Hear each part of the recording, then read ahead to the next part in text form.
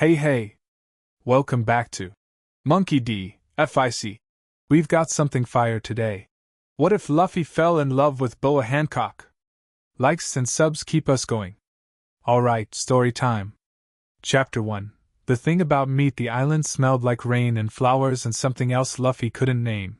Something warm and green, the way a place smells when it's been alive for a very long time without anyone trying to ruin it. Amazon Lily was like that. It sat in the middle of the calm belt like it had decided the rest of the world was somebody else's problem, and Luffy, lying flat on his back in a bed that was slightly too short for him, thought that was probably the smartest decision any island had ever made. His chest hurt. Not the sharp kind of hurt that meant something was actively wrong, he'd had enough of that to know the difference, but the deep, settled kind that lived in the bones and reminded him, every time he breathed too fast, that his body had been through something it wasn't going to forget anytime soon. Ace was dead. Whitebeard was dead. The war at Marineford had eaten people whole and spat the bones into the sea, and Luffy had been there for all of it, fighting and failing and fighting again until there was nothing left to fight with. He stared at the ceiling.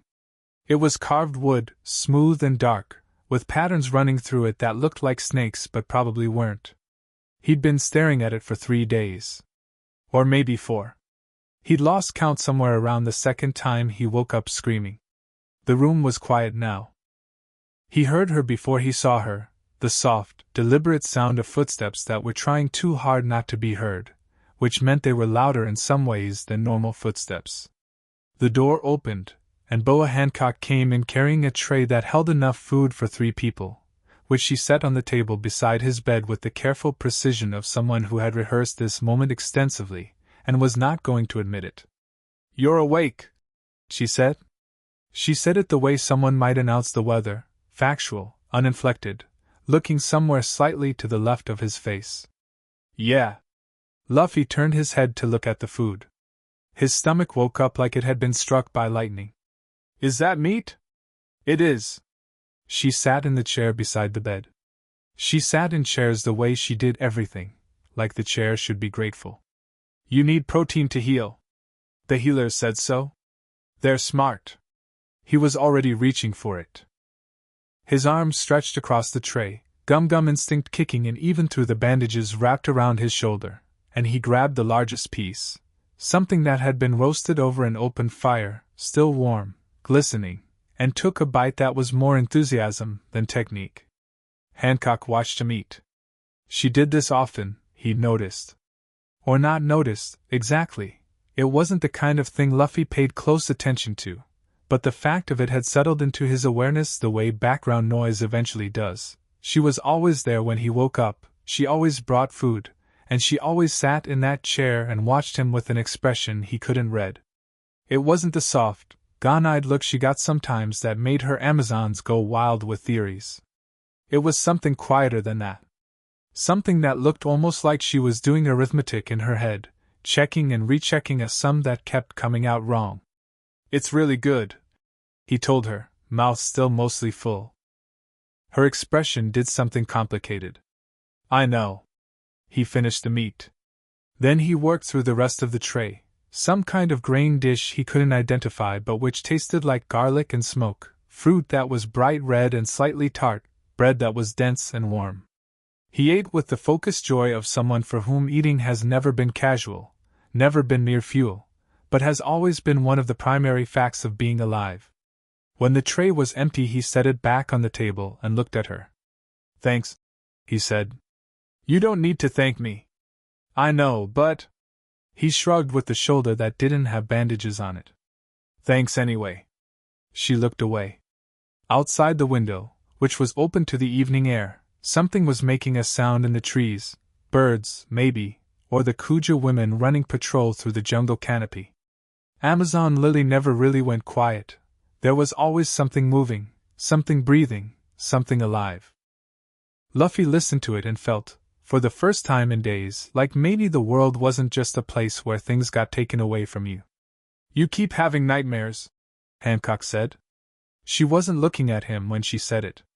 Her voice was level, but there was something underneath it that wasn't. "Yeah. About your brother." It wasn't a question. He didn't answer it like one. Yeah. She was quiet for a moment. The birds, or the kuja, or whatever it was, moved through the trees outside. I had a brother too, she said. Sisters, I mean. I have them still. A beat. It is not the same thing. It wouldn't be. He looked at her profile, the line of her jaw, the way her hair fell over one shoulder, the fact that she was still wearing full regalia at what was probably 9 o'clock at night just to sit in a sickroom chair and watch him eat. He thought, in the vague, imprecise way he thought about most things, that Hancock was one of the most confusing people he'd ever met. Not confusing like Robin was sometimes confusing, with her long silences and the way she seemed to know things she shouldn't. Confusing in a different way. Like she was two people who hadn't worked out their argument yet. Hey! She turned to look at him. Why do you keep coming in here? Her chin went up. Instantly, reflexively, like a sword being raised. This is my island. I come and go as I please. I know, he said, and there was no challenge in it, just curiosity, the pure Luffy kind that didn't understand that some questions weren't supposed to be asked. But you come here specifically. Like a lot. Even when I'm asleep. Marguerite told me. He paused. She tells me lots of things. She's really nice. Hancock's left eye twitched. It was very slight. He noticed it the way he noticed most things, not analytically, but physically, the way you notice a change in wind direction. Marguerite talks too much. So why do you come? She stood up. It was a very smooth, very sudden movement, and she picked up the tray with the kind of composure that suggested the tray had no idea how lucky it was to be picked up by her and not thrown. Because you are a guest on my island and I am its empress, and it is appropriate that I attend to Hancock. She stopped. He wasn't sure why he'd said her name like that, just her name, flat and simple, without any title or softener attached to it. He didn't usually do that. He called her Hancock the way he called everyone by their name, but something about the way he'd said it this time made the air in the room feel slightly different, like a pressure change before rain. She didn't turn around. You don't have to explain it, he said. I was just asking. I wasn't, I don't care why, I just wanted to know. He scratched the back of his head. I'm glad you come. It's better when someone's here. When I wake up, it's better if someone's already there and I don't have to figure out where I am all over again. The silence that followed was the particular kind that isn't empty at all. It's the kind that's so full of things that neither person is saying that it almost has a shape. Hancock stood with her back to him for long enough that Luffy, with his phenomenally underdeveloped sense of social tension, started to wonder if she'd fallen asleep standing up, which he was fairly certain she was capable of just by virtue of how imperious she was. Then she set the tray back down on the table. She sat back down in the chair. She folded her hands in her lap and looked at him with her chin still up and said, Go to sleep. I just woke up. Then lie there quietly. He grinned. He couldn't help it. There was something about Hancock when she was being like this, all sharp edges and dignity and the tiniest, hairline fracture cracks in both, that made something in his chest do a thing he hadn't noticed it doing before, or maybe hadn't paid attention to. It was like watching someone try very hard not to laugh. Okay, he said, and lay back and looked at the ceiling with its snake that weren't snake patterns. She stayed. He fell asleep before he'd meant to, and when the nightmare came, the cold stone of Marineford, Ace's voice, the fire that didn't warm anything, it didn't go as deep as it had the nights before, because when he woke up, gasping, hands fisting in the sheets, the first thing he saw was not darkness and carved wood but the light from the lamp on the table and Hancock sitting in the chair. Awake and upright and looking at him with that expression she kept trying to hide, and he breathed out. Slowly, and the nightmare let go of him. She didn't say anything. She didn't touch him. She just looked at him until his breathing steadied, and then she looked away toward the window, which was enough. It was more than enough. He went back to sleep. By the time he could walk without his ribs staging a revolt, Amazon Lily had begun to feel like somewhere real rather than somewhere he was passing through. That was new for Luffy. Places were usually stages for things that happened, backdrops he moved through on the way to the next thing. He'd always been oriented forward. But there was something about this island that slowed him down in a way that didn't feel like being stopped. More like being asked to look at something he'd been walking past. The Kuja were wild and loud and excellent. They trained in the mornings along the cliff tops above the village, and Luffy had started watching them from the window when he couldn't sleep, these women who fought with snake bows and Haki and their own ferocious will, bodies moving through forms that were half dance and half demolition. There was power here that was quiet in the way that very large things are quiet, not soft, just self-contained. The island didn't need to announce what it was. Hancock watched him watching them one morning and said, "You like the training? It's great." He was leaning out the window with both arms braced on the sill, bandages and all, face tipped into the early light. "They're all really strong. That one," he pointed, which was slightly rude, but he didn't know that. "The one with the short hair, she uses her Haki differently from everyone else." "More like mine." Hancock was quiet for a moment. "That is Sweet Pea. She has the most raw Kanbunshaku ability of all my warriors, though she is still." She stopped. "You can see that?" "Yeah." He pulled himself back from the window and looked at her. "How long have you had your Haki?" She blinked. The question landed differently than she'd expected. He could see that even if he couldn't have explained why. "Since I was a child. Younger than most." "Me too." He sat on the edge of the bed, rolling his shoulder experimentally. It ached, but it was the better kind of aching, the kind that meant things were knitting back together. "I didn't know what it was for a long time. I just knew that sometimes I knew where people were going to hit before they did it." "Observation Haki," she said. "Yes. That is the first to manifest, usually. For those who have it. Do you have all three?" She looked at him levelly. "Yes. Same." He nodded, like this was a perfectly casual thing to compare. In a way, for him it was. "Your conqueror's Haki. I felt it when we first met. Or I felt something. I didn't fall down though. I was not directing it at you specifically." "Yeah, but usually it doesn't matter. I'm pretty sure mine wouldn't matter either." He shrugged. "Maybe it doesn't work that way between people who both have it." Hancock sat in the chair she'd started thinking of, though she would have died before admitting this, as her chair, and crossed her legs and looked at him with the expression that was all cool assessment, and absolutely nothing underneath it, which she'd been using for years to make admirals sweat. "You are very comfortable discussing your own strength." "Why wouldn't I be? Most people are not." He frowned. "That's weird. How else would you know how to get better?" He stretched his arms above his head, slowly, carefully, but fully, hands spread open and reaching until something in his back popped, and he made a satisfied sound. "I want to get stronger than I am now. I almost wasn't enough at Marineford." He lowered his arms. "I need to be enough." It was the most serious she'd heard him say anything. Not grave, not self-pitying, just factual, the way someone states a problem they intend to solve. His face was the same face it always was, open and present, but the thing behind his eyes in that moment was something much older than his body. She thought about what she knew of Monkey D. Luffy. It was substantial.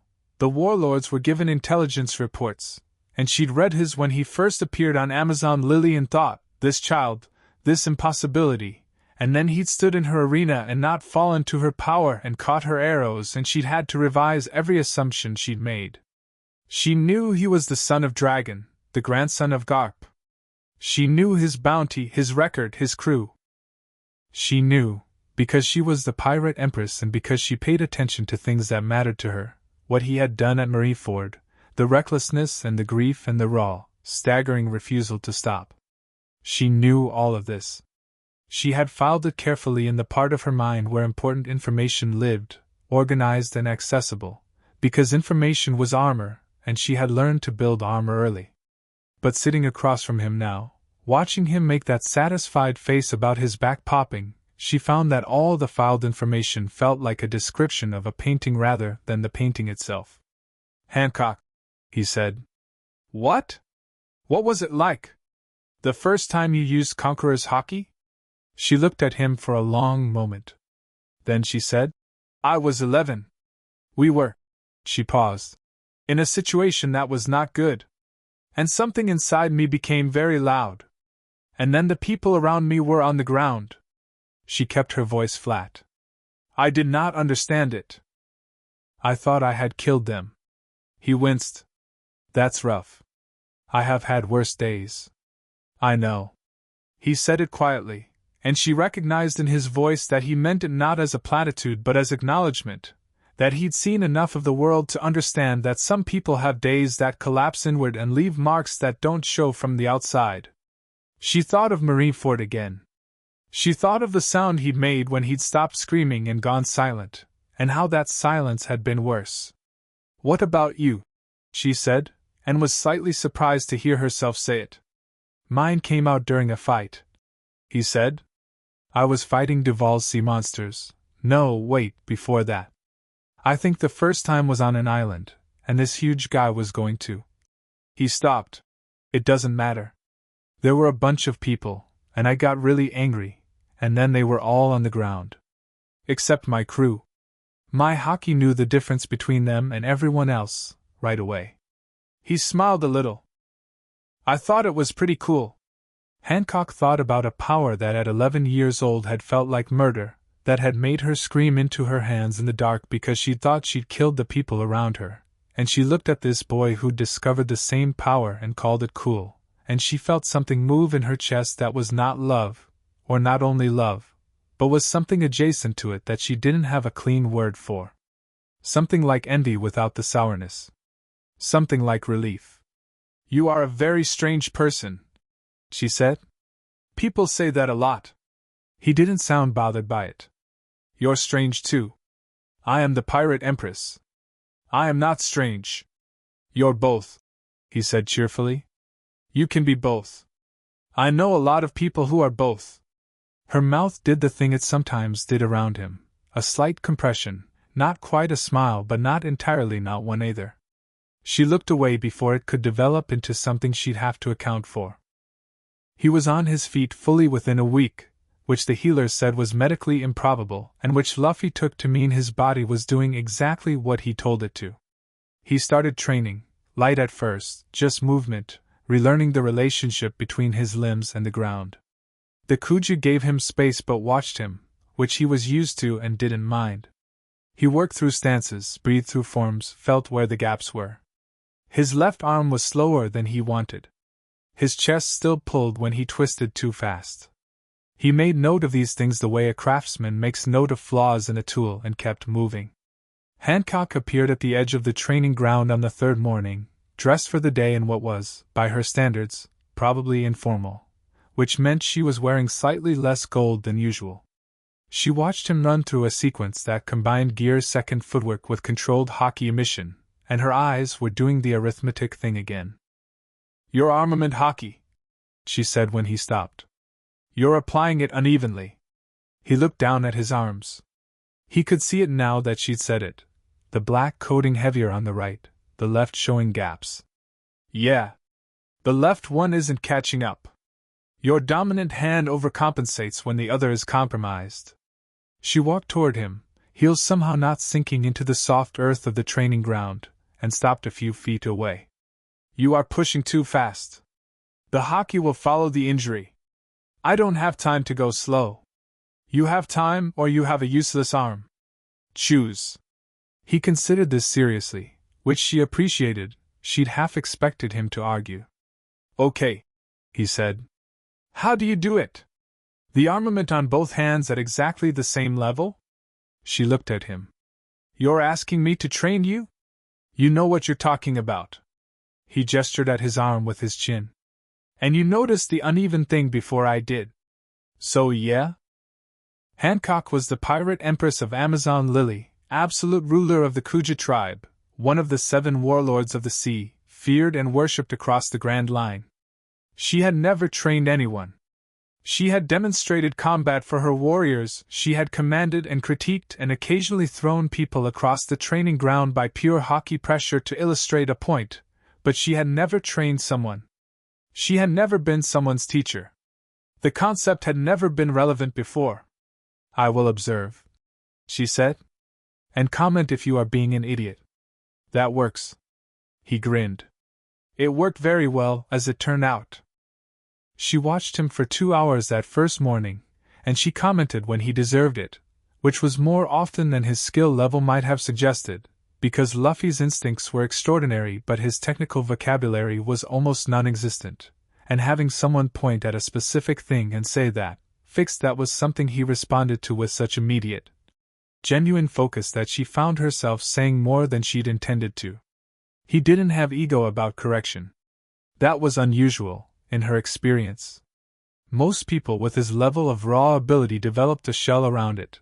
They'd perform openness to critique but brace against it internally, the corrections sliding off like water. Luffy actually let it in. He'd stop, reprocess, try again. He'd ask follow-up questions. He'd push the instruction past where she'd taken it to see what was on the other side, and sometimes what was on the other side was something she hadn't thought of herself, and she would make note of it without indicating she'd done so. That thing you did at the end, she said on the 4th morning, when he was unwinding from a series she'd corrected him through 4 times. The shift in weight before the Haki extension. Yeah? Where did you learn that? He looked puzzled. I didn't. That's how it felt like it should go. It is correct, she said. I learned it in my 20s. A specific principle of armament application that most Haki users only discover after years of. She stopped. You just did it. Was it good? Yes, she said more quietly than she'd meant to. It was good. He beamed. The sun was doing something obnoxious over his left shoulder, catching in his hair, and he looked profoundly, unconsciously pleased with himself in a way that had nothing to do with showing off. He was pleased the way a person is pleased when something clicks into place, when the world agrees with them, and there was something about it that made Hancock feel like she was standing very close to the edge of something and making a choice about whether to look down. She looked down. She'd known, intellectually, that she loved him, or had told herself she did, had built the whole elaborate theater of it with the fainting and the stone-cold pose and Nyan's exasperated commentary. She had held that love like a performance for so long that she'd half convinced herself that was all it was, the gorgeous, embarrassing inconvenience of wanting someone who didn't notice. A story she was telling about herself. But this was not the same thing as that. This was something that happened after the performance stopped, in the space that opened up when no one was watching, including herself. This was the 4th morning. This was watching him figure something out and feeling it like a small proud ache in her sternum. This was knowing exactly how his shoulder favored right under pressure, knowing the specific face he made when he was actually concentrating versus the face he made when he was pretending to concentrate, knowing that if you brought him food before he asked for it he'd eat it twice as fast and then look slightly chagrined about it afterward. She had been watching this person with her whole attention for 10 days. That was new. She watched the world with divided attention, always, assessing, calculating, holding multiple threads. But him she watched whole. She hadn't decided to. She just had. Hey, he said. He'd been looking at her while she was looking at the middle distance, and she realized she'd been silent for longer than usual. You okay? I am always okay. Yeah, you say that. He cocked his head. But you get this face sometimes. Like you're arguing with yourself. She looked at him fully. And what face is that? He didn't try to describe it. He made it, just briefly, just enough to show her, the slight furrow between the brows, the way the jaw sets, the careful blankness that isn't quite blank. It was an accurate impression. She didn't know whether to be offended or undone by the fact that he looked at her often enough to reproduce that expression from memory. I don't look like that, she said. You really do. He wasn't apologetic about it. He was just saying the thing he'd observed, the way he always said things, without armor, without agenda, just straight out. It's okay if you're arguing with yourself. It means you're thinking about something interesting. She stood up. She did it again, the sudden, fluid exit, the tray or no tray, the physical punctuation of a conversation going somewhere she hadn't mapped. But this time she stopped herself before she walked away. She stood still for a moment, which was harder than she expected, and then turned back and looked at him. "What do you think?" she said carefully. "Is the most important thing about becoming stronger?" He didn't hesitate. "Knowing what you're fighting for. Not technique. Not power. Those two. But not first." He sat down cross-legged on the training ground, elbows on his knees, looking up at her with complete sincerity. "I got stronger every time something happened to someone I cared about. Not because I got mad exactly. More because I understood more about why I was there. What I was in it for." He paused. "Marineford, I had all the power I needed to." His voice didn't break, but it went somewhere briefly, some interior place, and came back. "I had enough power. I just didn't have enough of the other thing yet. I didn't understand it well enough." "What thing?" He thought about it. Actually thought about it. She could see him turning the question over, approaching it from different sides, which he didn't do often with abstract ideas. Usually he went straight through them or bounced off them entirely. The thing where it's not just about what you want. It's about what the other person needs. He looked up at her. "Ace needed me to live. He would have been so angry if I died for him. I knew that. But when it was happening, I forgot it. I thought if I could just, but that's not what he needed." He spread his hands. "I won't forget again." Hancock sat back down. Not in one smooth imperial motion. She just sat down, in the dirt of the training ground, which would have made every Kuja warrior on the island stop breathing if they'd seen it. She sat across from him and looked at his face, and she thought about the things she'd fought for in her life, her sisters, her island, her own survival, the performance of power that kept the world far enough away to be manageable, and she thought about whether any of those things had ever felt the way he just described. "I have been strong," she said, "for a very long time, and I do not always know what for." "That sounds exhausting." "It is." She said it before she could stop herself, and the word landed between them with a kind of honesty that made her feel briefly naked, not the staged nakedness of her dramatic devil fruit reveals, but genuinely exposed, like a seam had split. She looked at the ground and then decided against looking at the ground because it was undignified. She looked at him instead. He was not looking at her with pity. She'd have stood up and walked away from pity. He was looking at her the way he'd looked at the training sequence she'd corrected, with full attention and actual engagement, like what she'd said was information he intended to use. "You know what for now, though," he said. It wasn't comforting voice. It was just matter of fact. "Do I?" "Yeah." He gestured vaguely at the trees surrounding the training ground, the sound of the island, the distant calls of the Kuju going about their mourning. "This place. Those women out there. You know what for." He looked at her steadily. "You've always known. You just decided a long time ago that you weren't allowed to admit it because admitting it meant someone could threaten it." The silence that followed was very long. "You are," she said finally, with profound feeling, "extremely annoying. Nami says that too. Nami is right. She usually is," he agreed cheerfully. She looked at him and felt the last of it, the thing she'd been cataloging all week without letting herself name it, settle into place with the horrible, irrevocable solidness of something true. Not the theater of the fainting and the roses. Not the performance of it. The actual thing, which was much quieter and much larger and much less convenient than the performance, because the performance she'd been able to laugh at and hide behind and occasionally weaponize, and the actual thing she couldn't do any of that with. The actual thing just sat there in her chest like a stone that was somehow also warm, immovable and glowing, demanding nothing and taking up all the space. She had loved people before, her sisters, her warriors, Nyan in her exasperating way. But she had loved them from a position, from a height that made her feel safe. This was different. This was from the dirt of the training ground with her heels ruined and her composure somewhere around her ankles. This was terrible. "What are you going to do?" she said. When you're healed? He looked at the sky. Train. Get stronger. Wait for the right time. He paused. Find my crew. We got separated. I don't know where they are right now. Something crossed his face at that, not grief, but a directed, purposeful worry, the kind that has a plan already building behind it. I need to find them, and then we need to be ready. Ready for what?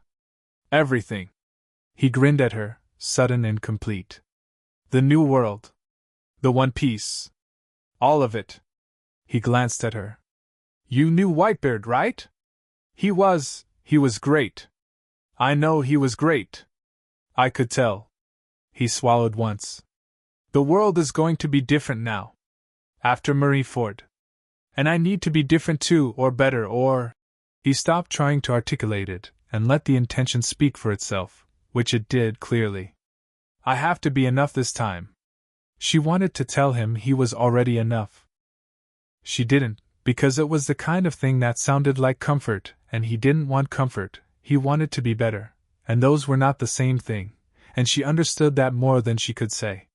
When you leave, she said. She had not planned to say it. She had specifically been not saying it for 4 days. I will. She stopped. He waited. He was good at waiting, which she hadn't expected. His energy was so immediate and overwhelming that stillness seemed unlikely in him, but when something mattered he went very still and gave it his full weight.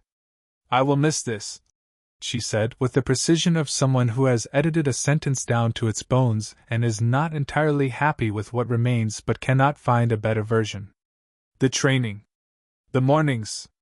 He looked at her for a moment. Then he said, Me too. Simple. Uncomplicated. No performance in it. She breathed out slowly. The warm stone thing in her chest did not go away. She had not expected it to. Come on, she said, standing up, brushing dirt from her robe with a dignity that had no business existing in this context. You've been sitting still for 5 minutes, which is apparently your limit. Show me the left-hand armament sequence again. He was on his feet before she'd finished the sentence. She stood at the edge of the training ground and watched him work, and the morning light moved across the clearing, and the Kuja called to each other somewhere in the canopy. And for the first time in a very long time Hancock did not think about the world outside the island, about the warlords or the marines or the shifting balance of power after Marineford. She thought about a boy with a straw hat and impossible arms who had crashed into her world like a particularly large piece of weather and had somehow, without doing anything she could point to specifically, made her feel like herself. Which was the most dangerous thing anyone had ever done to her.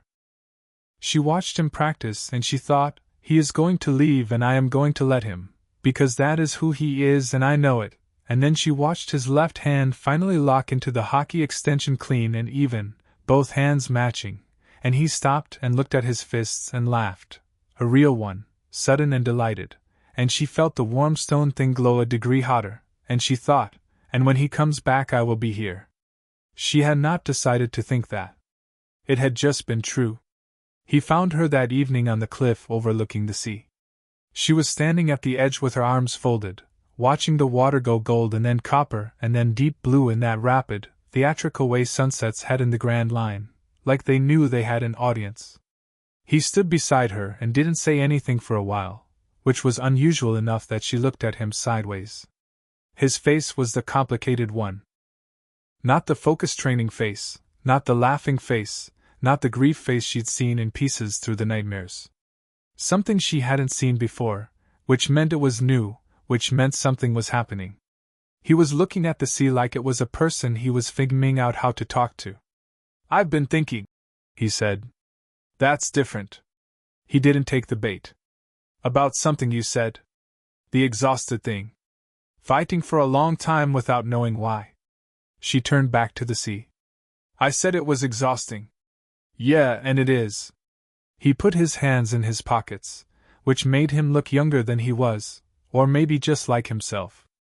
But I think, when you do find the thing you're fighting for, like really find it, it stops being exhausting even when it's hard. It becomes like... He screwed up his face trying to find the word. Like being hungry. You know? It's uncomfortable, but it's also proof that you're alive. She thought about this. That is a deeply strange metaphor.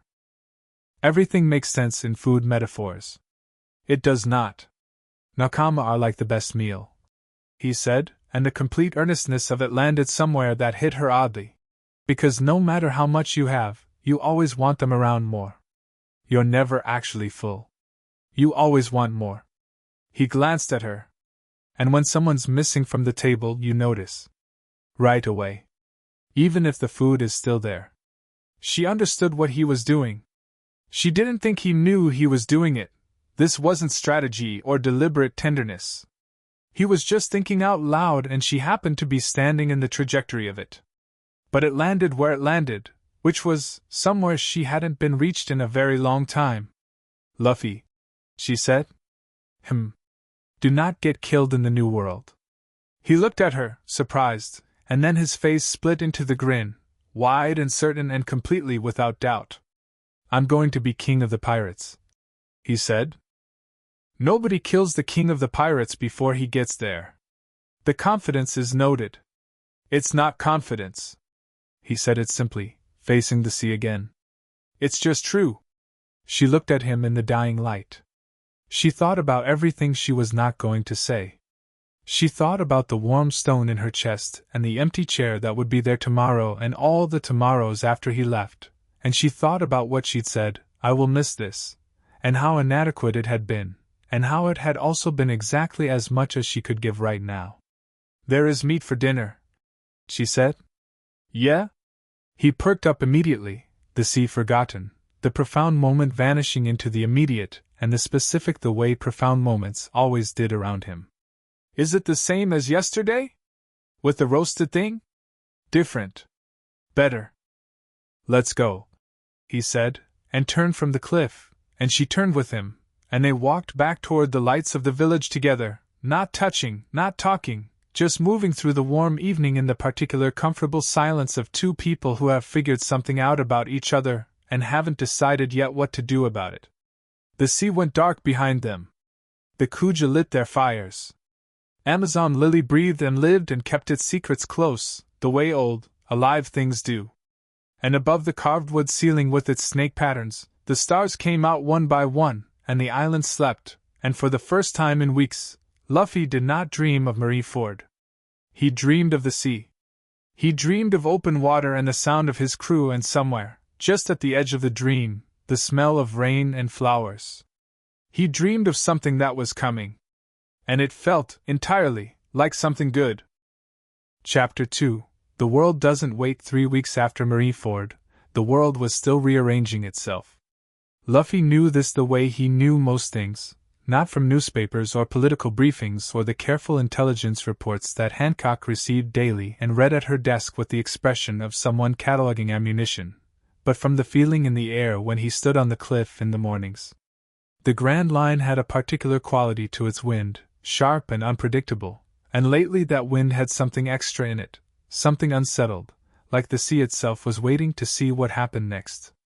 He'd been on Amazon Lily for exactly 21 days when he made his decision. Hancock found out about it the same way she found out about most things she hadn't planned for, all at once, without warning, in a way that made her want to rearrange the furniture.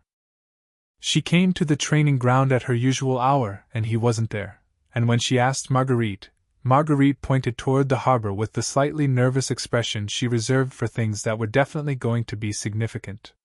He was down at the dock, standing on a small borrowed boat, not leaving, not yet, but getting the measure of it. Testing the weight of departure the way you test a rope before you trust it.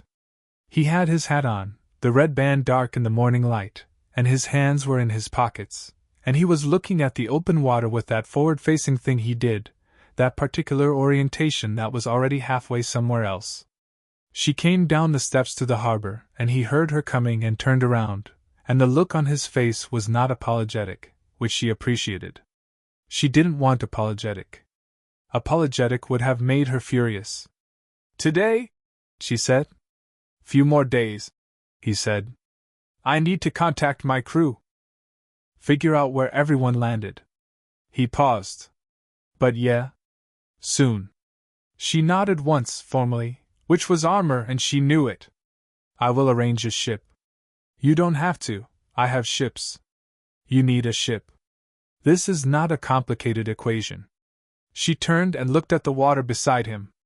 It was early enough that the harbor was mostly quiet, just a few Kuja moving through their morning routines, the soft knock of boats against the dock. Where will you go first? Sabaody probably. Or wherever I can find news about the others. He frowned. Zoro's going to be in terrible shape. He doesn't train well alone. He trained terribly alone even when we were together, he just never admitted it. The swordsman. She'd read his file too. Roronoa Zoro. Yeah. Something warm came into his voice when he said the name, not romantic, nothing like that, but deep in the way that very old or very tested things are deep. He's the worst. He gets lost constantly, even on ships, and he never asks for help, and he's going to be furious about Marineford. He smiled slightly. He's going to be so relieved though. He won't show it. He'll be furious first, and then he'll be relieved. She understood this dynamic. Not from personal experience exactly, but from watching it from the outside. Her own warriors had the same thing sometimes, the way real care expressed itself sideways, through anger or silence, through something easier to wear than vulnerability. When you find them, she said. What then? Train, he said. Get strong enough for the new world. And then, he spread his hands palms up, a gesture that encompassed everything and nothing. Everything. All of it. She thought about the intelligence report sitting on her desk. She hadn't mentioned it to him, there'd been no reason to yet, or she told herself that, which was at least partly true and partly something else. The report was from Marine Intelligence, which she received as a warlord, and it had mentioned in its precise, clipped language that a restructuring of Marine Upper Command was underway following Marineford, that certain admirals were being reassigned, that a particular officer named Ryukaku was being elevated.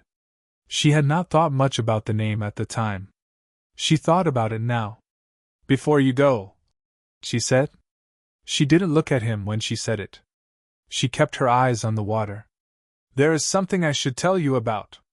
Nothing urgent. She paused. Or perhaps not yet urgent. He turned to look at her. Okay. The Marine Command is changing. After Marineford there will be. She chose her words with care. People who want to establish themselves. People who look at the landscape of the world after a war and see opportunity rather than loss. There is a name I have seen in recent communications. She turned to face him. Ryukaku. He is an admiral. Wind Logia. I do not know much about him yet, but he has been mentioned in connection with warlord oversight. With the 7 warlords system specifically. Luffy's brow furrowed slightly. He wants to change it? He wants to end it, she said. According to what I have read, he believes the system itself is corrupt. That giving pirates authority in exchange for service creates, his word, rot. Institutional rot. She paused. He may not be entirely wrong in principle. But his particular interest seems to be in the warlords who have used their position most aggressively. Who have the largest gaps between their official service and their other activities. She held his gaze. I am near the top of that list. He looked at her for a moment. Then he said, he's coming for you. Possibly. Eventually. She said it lightly, which cost her nothing because she'd been presenting danger as inconvenience for 20 years. It is not immediate. He is still consolidating position. The war changed many things and the Marines are occupied with rebuilding their own structure before they start dismantling others. She tilted her head. I tell you this only because you asked what then, and the answer is, the world is already moving. Whatever you plan to do in the new world, the world is not going to sit still while you plan it. He absorbed this. She could see him doing it, not cataloging it the way she would, not filing it, but taking it in whole and letting it change the shape of things inside him. Okay, he said. That's it. Okay? I'll deal with it when I deal with it. No point in worrying about someone I've never met. He looked at the water. But thanks for telling me. She wanted to say, be careful. She wanted to say, the Marines after Marineford are a different thing from the Marines before it, and even before it they killed your brother, and you should take this seriously. She wanted to say a lot of things that would have required her to admit she had reasons for wanting him to come back. Don't be reckless, she said instead, which was close enough and far enough away to be comfortable. He grinned.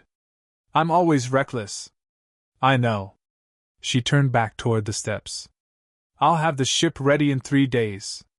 She went back up to the village, and she did not look back, because she had decided not to, and because the cliff was high and the morning was clear, and she knew, with a certainty that had nothing to do with logic and everything to do with 12 years of reading the world accurately, that if she looked back she would see him still standing there, watching her go, and she was not prepared for what she would do with that information. 3 days passed the way 3 days pass when you don't want them to, faster than physics should allow. The ship was a Kuja vessel, fast and sleek, painted in the deep reds and blacks of the tribe's colors with a serpent figurehead at the prow. Luffy walked around it twice the morning of departure, touching the hull here and there, checking ropes the way sailors do even when they're not really sailors, just people who've spent enough time on the water to have developed opinions about rope. Half the tribe had come to see him off. This was unprecedented in a way that the Amazons handled by pretending it was perfectly normal, standing along the harbor in respectful ranks with their weapons and their snake bows and their extraordinary composure, while also clearly, collectively, having decided they liked this particular outsider very much and were not going to admit it. Marguerite was crying openly. She was not even slightly embarrassed about this, which Luffy found admirable. Don't cry, he told her. I'll probably come back. Probably, she repeated, which did not help. Almost definitely. Elder Nyan was there, leaning on her walking stick at the edge of the dock, watching everything with her sharp ancient eyes. She had the look of someone who had watched a very great deal of history happen from the same spot, and had learned when to speak and when to simply watch. She met Hancock's eyes once, across the dock, and said nothing. Her expression said everything necessary. Hancock stood at the top of the gangway in full regalia, every inch the Pirate Empress, gold and crimson and absolute, and watched Luffy say his goodbyes to everyone else first, which was so profoundly him that she couldn't even be annoyed about it. He went down the line of warriors, thanking them specifically, not the vague, generalized thank you of someone performing gratitude but the real kind, the kind where he remembered something about each person. Sweet Pea's Haki. The name of the woman who'd brought him water after the second day of training. The healer whose name he'd mispronounced 6 times and finally just asked her to tell him again. Then he came to her. He stood in front of her and looked up at her. She had the height advantage and the elevation of the gangway, and she was not going to pretend she hadn't positioned herself there deliberately, and his hands were in his pockets, and his hat was casting its shadow across his forehead, and he looked exactly like he always looked, which was to say, entirely himself. Not performing departure. Not performing anything. Okay, he said. Thanks. For everything. You already said that. I mean it more now. She breathed out slowly through her nose. Stay alive. I will. He said it the same way he'd said I'm going to be king of the pirates, not as a promise, exactly, but as a statement of established fact. Something that was already true and just needed time to prove itself. I'll see you. Yes, she said. You will. He turned and walked up the gangway and onto the ship. Ropes were cast off. The Kuja harbor crew worked the ship out of its berth with practiced efficiency. The vessel caught the wind, and the wind in the calm belt was strange, finicky, not to be trusted, but the Kuja knew their waters, and began to move. She watched it go. She watched until the serpent figurehead was just a shape, and then a line, and then nothing against the wide blue distance. She was still standing there when Nyan appeared at her elbow, which she heard rather than saw. Well, Nyan said. Don't. I haven't said anything. You were going to. I was going to say, Nyan said mildly, that the breakfast table is getting cold. Hancock turned and walked back up the harbor steps with the perfect composure of someone who was absolutely fine, and she sat at the breakfast table and ate her breakfast, and the chair across from her was empty, and she ate anyway because she was the Pirate Empress of Amazon Lily, and she did not lose her appetite over a boy. She ate all of her breakfast. She ate some of the bread that had been set across the table. She ate a piece of fruit. She poured herself tea and drank it. LuHan watched all of this with the expression of someone transcribing something for posterity. "Not a word," Hancock said. "I'm just having tea," said LuHan. 6 weeks later, the Thousand Sunny arrived at Sabati Archipelago, and Luffy climbed down from the Viva Card's pull looking exactly like himself, sundark and grinning and so viscerally, physically present that several people on the pier spontaneously stepped back without knowing why. His crew was already there. Mostly. They came in over the next 2 days, Zoro first, because Zoro had been on the island closest and because Zoro would not have lingered a moment past what was necessary, which he proved by arriving with a new scar across his chest and 3 times the Haki he'd had before, and the exact furious relieved expression Luffy had predicted. They didn't hug. Zoro looked at him from 10 feet away and said, "You look terrible." "You got another scar," Luffy said. "You look like you slept for 2 months." "I kind of did." Luffy walked up and punched him in the shoulder, the good one, not the scarred one, which was an acknowledgement that required no elaboration. "You got stronger." "So did you." "Yeah." He paused. "I miss you guys." Zoro's jaw worked for a moment. Then he said, "Shut up and let's find somewhere to eat." Nami arrived and immediately began checking the ship's log with the focus of someone rebuilding a world from first principles, and then hugged him briefly and fiercely and pulled back with red eyes and the expression that dared anyone to mention it. Usopp was loud and tearful and made no attempt to hide either. Robin smiled her quiet smile and said, "It's good to see you, Captain," in the voice that meant more than it said. Chopper climbed on his head immediately, and stayed there for the better part of an hour. Sanji cooked. Frankie built things. Brooke played. The Thousand Sunny became itself again with the crew on it, which was something Luffy had needed more than he'd admitted to himself. The particular fullness of it, the noise and the warmth, the way a ship becomes a home when the right people fill it. He sat at dinner that first night with all of them around him and felt the missing table piece feeling snap back into place. And he ate more than 3 people should reasonably eat, and it was good. He told them about Amazon Lily, in his way, which meant the broad strokes and the important parts and certain things he didn't mention because he wasn't sure how to mention them yet, or because they were his to keep for now. He told them about training. About his shoulder. About Hancock's Haki, because he wanted Zoro to know about the armament correction, which made Zoro frown and look thoughtful, which meant he was filing it. "Hancock," Nami said, in the particular tone she used when she was gathering information while appearing to not gather information. "She looked after you herself?" "Yeah. She was there a lot." "Uh-huh." Nami looked at Robin. Robin looked at Nami. "What?" said Luffy. "Nothing," they said simultaneously in the voice of people who did not mean nothing. He let it go because there was food to finish and plans to make. They had the new world ahead of them. They needed more strength, more supplies, better understanding of what they were sailing into. The first order of business was the Fishman Island coating and then the deep dive, and Luffy was already oriented toward it, already feeling the pull of the forward thing, the next thing, the enormous and joyful mountain of everything still to be done. He was checking the ship's rigging after dinner, running his hands along the ropes the way he'd started doing since Amazon Lily, an almost unconscious attentiveness to the physical state of things, when Nami found him. She leaned against the mast and crossed her arms and said, without preamble, "You're different." "Am I?" "You're the same, but different." "Which shouldn't make sense, but it does." She studied him. "You're paying more attention." "I always pay attention."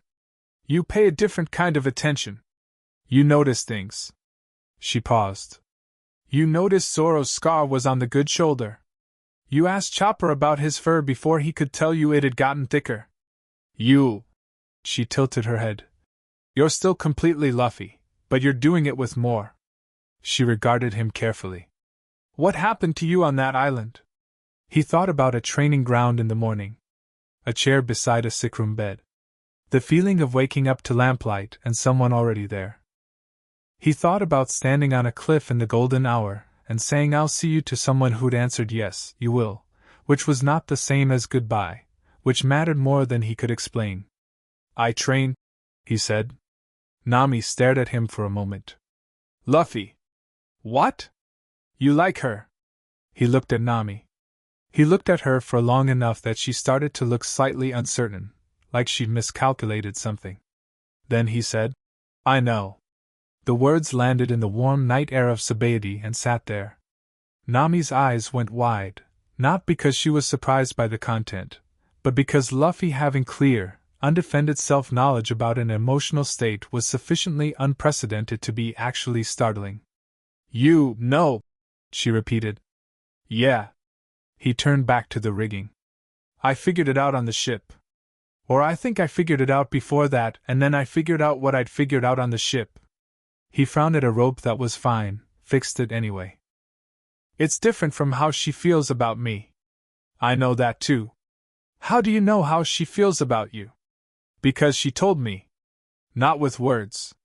He glanced back at Nami. She told me with the chair thing. And the training thing. And the cliff thing. She feels a specific way about me and I feel a specific way about her, and they're not the same way but they're. He paused, searching for it. They fit. You know? Like two different shapes that go together. Nami stared at him. This is the most articulate I have ever heard you be about anything that wasn't meat or being king of the pirates. I've had time to think about it. Luffy. She came and stood beside him and looked out at the lights of the archipelago reflecting in the mangrove water. She's a warlord. She rules an island. I've met her twice and both times she was either trying to turn people to stone or making an impression that could crack marble. Yeah. He smiled at the water. She's great. Nami put her face in her hands briefly. And what are you going to do about it? He shrugged. Nothing right now. We have the new world to get to. She knows that. She wouldn't want me to. He stopped, and this was the more precise version of Luffy, the one that had been developing over the last weeks, the one with more, as Nami had said. She wouldn't want me to make it into something that meant I wasn't going. She'd hate that. She needs me to go because she needs me to be the thing I actually am, not a version of me that stayed. He paused. I'll come back to her. I just need to become what I need to be first. Nami was quiet for a moment. The water moved below. Somewhere in the archipelago, someone was playing music, faint and sweet across the distance. That, she said quietly, is actually kind of beautiful. Is it? He sounded genuinely uncertain. I just meant what I said. I know, said Nami. That's why it's beautiful. She pushed off the railing and headed back toward the ship's lights. Don't tell Sanji any of this. He'll cook something for 4 hours and then cry into it. I won't. He watched her go. Nami. She paused. Thanks, he said, for listening. She waved a hand without turning around, which meant any time, which meant always, which meant the particular thing that it meant between people who had crossed enough water together to stop needing full sentences for everything. The marine vessel arrived at Sabaody 4 days later. It wasn't unusual in itself. There were marine ships here regularly, they patrolled the archipelago constantly. But this one was a flagship class, larger and sharper than the patrol vessels, and it dropped anchor in the main harbor with the particular confidence of a ship that is arriving on purpose rather than routine. Luffy noticed it from the deck at mid-morning and didn't think much about it until Nami came running with her face doing the calculation thing, tablet in hand, papers flying. Marine flagship, she said. The whole markings are Admiral class. Not a standard patrol, someone senior is on that ship. She thrust the tablet at him. The papers were intelligence she'd already started pulling from her network of contacts across the archipelago, which she'd been rebuilding since their return. Ryukaku, she said. Does that name mean anything to you? It landed like a stone in still water. Hancock mentioned him, Luffy said. Marine Admiral. Wind Logia. Nami's eyes sharpened. What did she say? That he's coming for the warlords. For her specifically. He looked at the flagship in the harbor. The flag at its top was not the standard marine pennant. It was something different, a modified version, which he didn't know the significance of but which made Nami's jaw tighten. Why is he here? I'm going to find out, she said, already turning. Don't do anything. I won't. Luffy. I mean it. Don't. I won't, he said with the patience of someone who absolutely meant it, and whose definition of doing anything was significantly narrower than Nami's. She came back 20 minutes later with Robin beside her and information in her voice. He's called a meeting, she said. Warlord status review. He's using his new appointment as leverage to force a formal accountability hearing on certain warlords, people he's identified as having used their status to obstruct rather than support marine interests. She paused. He sent a summons to Amazon Lily this morning. Before he even docked here. He sent it at sea. Luffy was quiet. The flagship was still in the harbor. He could see figures moving on its deck from here, neat and purposeful in white. What does the summons say? He asked. Robin's voice was even. That Boa Hancock is required to present herself to a formal marine tribunal within 30 days to answer for, and I'm quoting, sustained misconduct, abuse of warlord authority, and active obstruction of marine operations during the incident at Impel Down. She paused. He knows about Impel Down. Someone talked. The stillness that came over Luffy then was a different kind from his usual stillness. His usual stillness was the calm of someone comfortable in their own skin. This was something different, a focus that pulled inward and then outward again, that had a direction to it. She broke into Impel Down, he said slowly. For me. Apparently the records weren't as clean as she'd hoped, Nami said. And now someone's using it against her. He looked at the flagship. He looked at it very calmly, with the particular expression that people who knew him had learned to take seriously. Not anger, not heat, something cooler and more absolute than anger. Where's the summons going? Who delivers it? A marine official will bring it to Amazon Lily via Buster Call's ship. 30-day window. And if she doesn't show? Then he's given himself grounds to revoke her warlord status unilaterally, and declare her a criminal target. Nami's voice was careful and clipped. He's done this before, apparently. He finds leverage, applies legal pressure, and if you comply he has you on record admitting to misconduct. If you don't comply he has grounds to act. It's a clean trap. Luffy turned away from the flagship and walked toward the ship's stern, and his crew moved out of his way without being asked, because they knew that walk. He stood at the stern rail with his back to the harbor, and his hands on the wood, and breathed out slowly. Nami came to stand beside him. She didn't say anything. She was good at that, knowing when to wait and when to talk, which was one of the reasons he needed her from the beginning. She's going to go, he said. If they send the summons. She'll go. Probably. She'd rather face it on her terms than be declared a fugitive. And when she gets there, they'll bury her. He said it without heat, just the clear-eyed assessment of someone who understood how power used paperwork as a weapon. She broke into Impel Down. She helped me. She turned against the Marines at Marineford. He paused. All of that because of me. Luffy, I'm not saying it to feel bad about it, he said, and he wasn't. There was no guilt in his voice, just fact. I'm saying it because she's in this position because of me. Which means it's mine to deal with too. Zoro appeared at his other shoulder, because Zoro had the instincts of a man who had been standing next to trouble long enough to recognize its particular atmospheric signature. What are we dealing with? He said. We might need to take a detour, Luffy said. Where to? Luffy looked back toward the harbor, at the flagship, at the white uniformed figures on its deck, at the marine flag snapping in the warm Sabaody wind. Amazon Lily, eventually, he said. But first. He turned to Nami. Does that admiral have a meeting scheduled? Here? Something official? Nami looked at her papers. He's holding a press briefing tomorrow at the Marine Coordinating Office, announcing the formal review initiative. He's making it public. He wants the political theater of it. He wants the world to see him reforming the warlord system. Good, Luffy said. That's good? Nami said, with the exact inflection of someone who already knew the answer and didn't love it. I want to see him. What he's like. He paused. I want him to see me. The crew exchanged a look. It was the particular look, the circular one, where Nami's expression met Zoro's expression, which met Robin's small contained smile, which met Usopp's nervous energy, which completed the loop back to Nami. It was the look of people who had sailed with Monkey D. Luffy through enough impossible things to know that when he said I want him to see me, he did not mean it as provocation or performance. He meant it as introduction.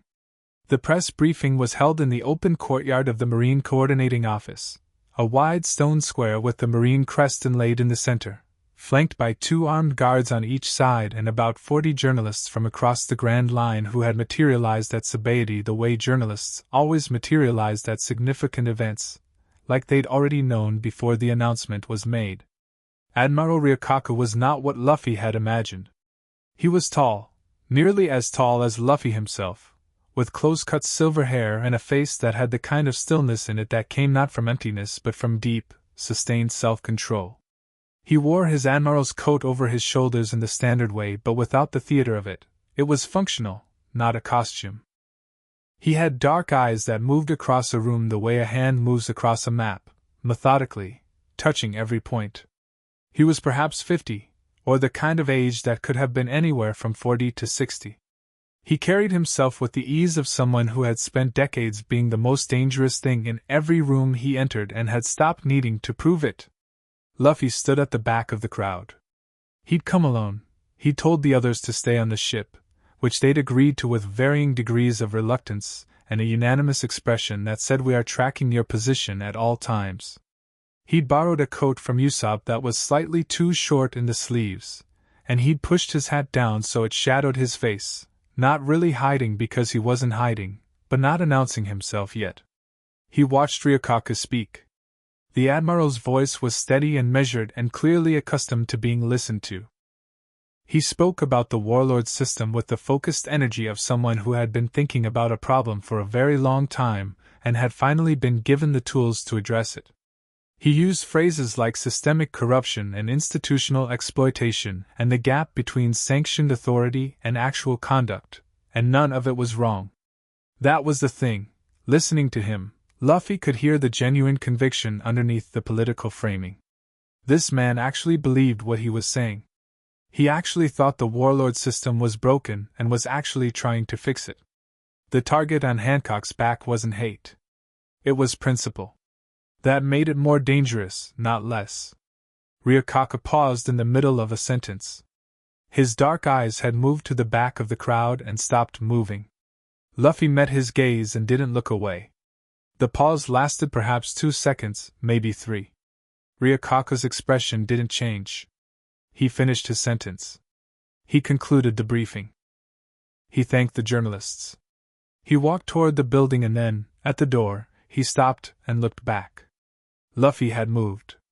He was now at the edge of the square, standing in the space between the courtyard and the street, his coat settling, his hat up, face clear and unhidden. Ryukaku looked at him across 30 feet of stone. A journalist bumped between them, oblivious. The guards were beginning to notice the young man with the distinctive hat and the wanted level face, and their hands were moving toward weapons. Ryukaku raised one hand slightly, and the guard stopped. He regarded Luffy with those methodical eyes. Then he said, across the courtyard, in a voice that was not loud but carried with the precision of someone who had excellent breath control. Monkey D. Luffy. Admiral, Luffy said equally. You've recovered well, Ryukaku said. From Marineford. Yeah. You're not supposed to be at Sabaody. He said it without heat observationally. Your status post-Marineford is complicated. I go where I want, Luffy said simply. I'm not here to cause trouble. Then what are you here for? Luffy looked at him steadily. To see what you're like, he said. And to let you see me. Something moved in Ryukaku's face. Not anger, not surprise, something closer to recognition, as if this answered a question he'd been running calculations on. He regarded Luffy for a long moment with the focused attention of a man who assessed threats for a living and was now doing it in real time. You have an interest, Ryukaku said, in the Warlord Review. I have an interest in what happens to people who help me, Luffy said. It was so straightforwardly honest that it created a brief, odd silence. The journalists who were close enough to hear it looked slightly confused, as if they'd expected something more coded. Boa Hancock helped me. I don't forget things like that. And I don't let people pay for helping me without having something to say about it. Ryukaku was quiet for a moment. Then, she broke multiple marine regulations, aided a convicted criminal during an impelled-down escape, and participated in the assault on Marine HQ at Marineford. Those are facts. Yeah, said Luffy. She did all of that. For me. He held the Admiral's gaze. She did it because she decided it was the right thing to do. And she was right. He paused. I just wanted you to know I know about the summons. And I know what you're doing. And I think you should understand who you're dealing with before you do it. Who I'm dealing with, Ryukaku repeated. His voice was very level. Her, Luffy said. And anyone she's connected to. He let that settle. He said it with no threat in his voice and no posturing in his body. He stood with his weight easy and his hands loose and said it the way you tell someone the weather. A statement of established fact, just like I'm going to be king of the pirates. I just thought you should know. He turned and walked out of the square. He heard, behind him, one of the guards start to say something, and heard Ryukaku's voice, quiet and flat. Let him go. He walked back through the streets of the archipelago and down to the dock where the Thousand Sunny was waiting, and he swung up the gangway and landed on the deck and found his crew positioned at various points doing various things, all of which were within clear sight lines to the gangway. Well? Nami said. He's smart, Luffy said. And he genuinely means it. He's not just a guy with power he wants to use. He actually thinks the system is wrong and wants to fix it. He sat on the railing, balanced easily. That makes him more dangerous than someone who's just ambitious. Because you can't appeal to a smarter version of his self-interest, Robin said quietly. You'd have to change his mind. Or make the cost too high. He looked at the harbor, where the flagship sat at anchor, enormous and white and patient. He's going to send that summons to Amazon Lily. He's going to do it regardless of what I said. You knew that before you went, Zoro said. It wasn't a question. Yeah. He looked at Zoro. But now he knows I know. And now I know what I'm working with. He paused. I need to send a message to Amazon Lily. Can we do that from here? Nami was already calculating routes and relay points. Den mushy. 40 minutes if I can find the right frequency. Good. He stood up from the railing. Tell Hancock. Tell her I know about the summons and I'm coming. Not to respond to it alone. Nami looked at him. You're going to Amazon Lily. Before the New World. Yeah. And the crew? He looked at all of them, at the circle of faces he'd missed like a missing meal, like an incomplete table, at the people who had remade themselves in the weeks apart, and come back stronger and were now looking at him with the unified, expectant quality of people who had already made up their minds. The New World will still be there, he said. Someone helped me when I needed it. Now she needs it. Nobody argued. That was the thing about his crew, they argued about everything except the things that mattered most. On the things that mattered most, they just moved. Zoro went below to get his swords. Nami went for the communication equipment. Robin settled into her chair with a small, private smile. Usopp started checking supplies. Chopper ran to the medical bay to make sure it was stocked. Sanji disappeared into the galley. The Thousand Sunny began to prepare to sail.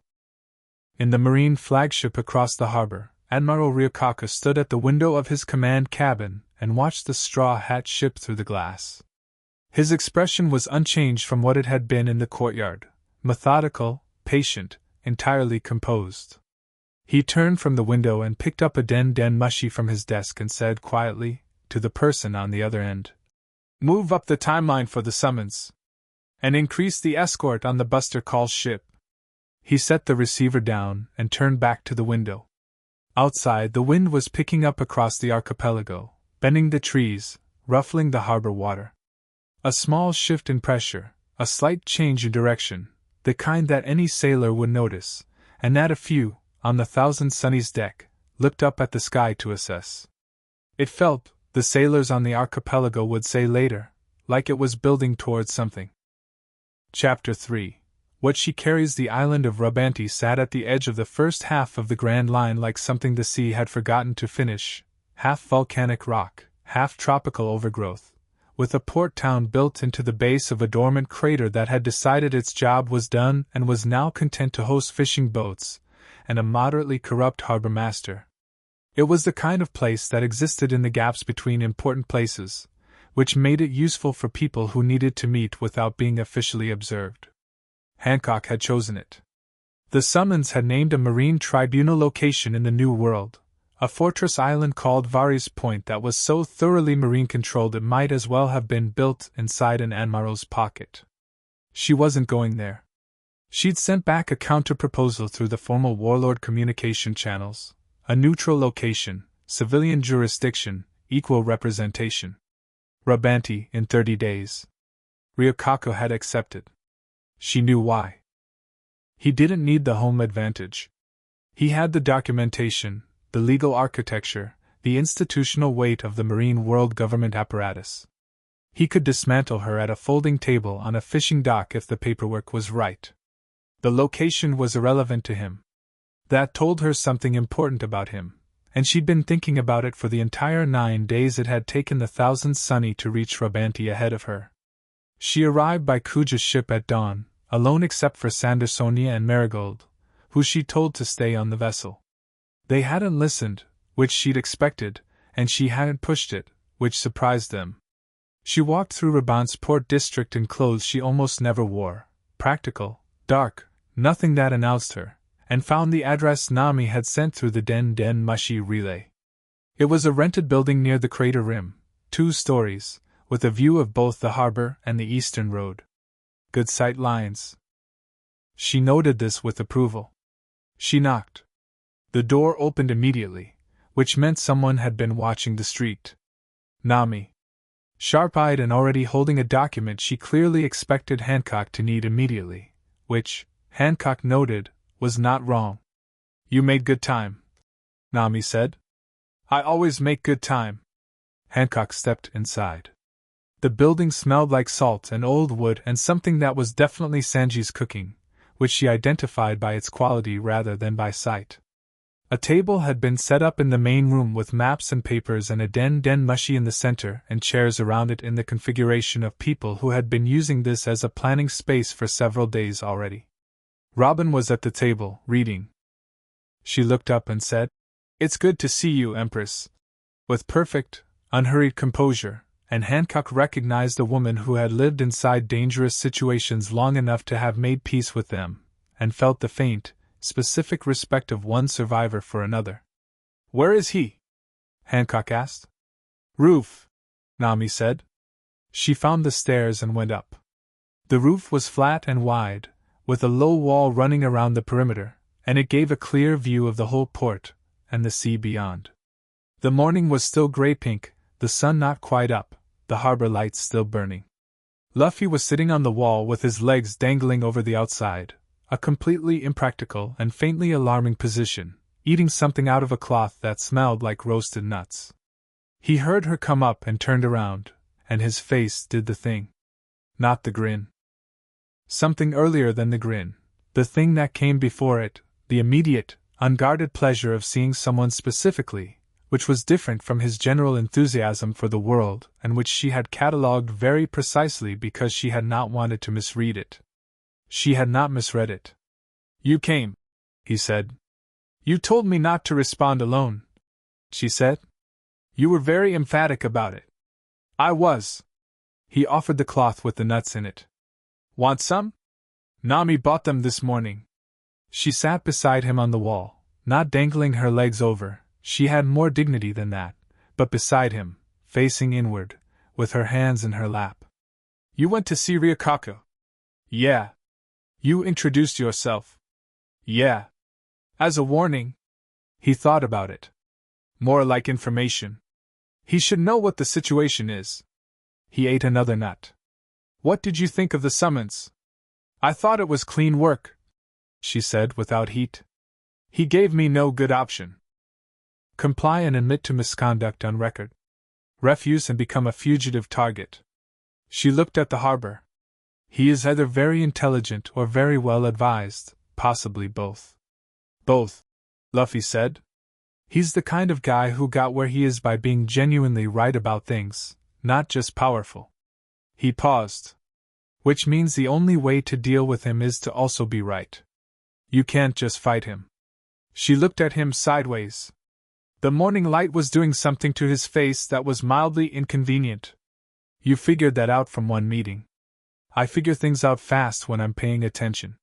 He glanced at her. Your shoulder's different. What? The way you're carrying your shoulder. Left one. You've been training. She looked at her own shoulder, slightly thrown. I have. The Haki exercises you described, the bilateral extension technique. Did it fix the gap? Mostly. She paused, completely derailed from the conversation she'd planned to have. You noticed? Yeah. He was looking at the harbor now, easy and present. I think about the training sometimes. What we worked on. He said it without emphasis, which made it land harder than emphasis would have. She breathed out through her nose. Luffy. What is your actual plan for the tribunal? He looked at her. What's yours? I will go. I will present documentation that frames my impel-down activities as defensible action, if not strictly authorized. I have legal advisors who have been constructing an argument around the ambiguity in the Warlord Charter regarding individual operational decisions. She paused. It is not a strong argument. Because it's not an honest one. She was quiet for a moment. No, she said. It is not. What's the honest one? She looked at the sea. The harbor was beginning to wake up, fishermen moving toward their boats, the harbor master's office showing a light, a few early birds on the dock with coffee or whatever it was people drank in port towns at dawn. The honest argument is that I made a decision based on personal priorities that conflicted with my obligations as a warlord, and that I am not sorry for it, and that the only justification I can offer is that the person I chose to help was worth it. She felt the words sit in the air between them. Which is not a legal argument. Which is not an argument at all. It's the truth, though, he said. The truth is frequently not useful in formal proceedings. Maybe. He swung his legs back over to the inside of the wall and stood up, folding the cloth with the remaining nuts and setting it aside with the particular tidiness he displayed toward food even when he was being completely untidy about everything else. But I think the problem with the legal argument is that Ryukako will dismantle it. He's prepared for legal arguments. He's got a whole apparatus built for exactly that. He looked at her. He's not prepared for the truth. She looked up at him. You think I should walk into a marine tribunal and tell an admiral that I broke regulations because I wanted to? Because you decided it was right, he said. That's different from because you wanted to. He paused. And because you'd do it again. I would, she said before she could think about whether to say it. Yeah, he said. So would I. He met her eyes.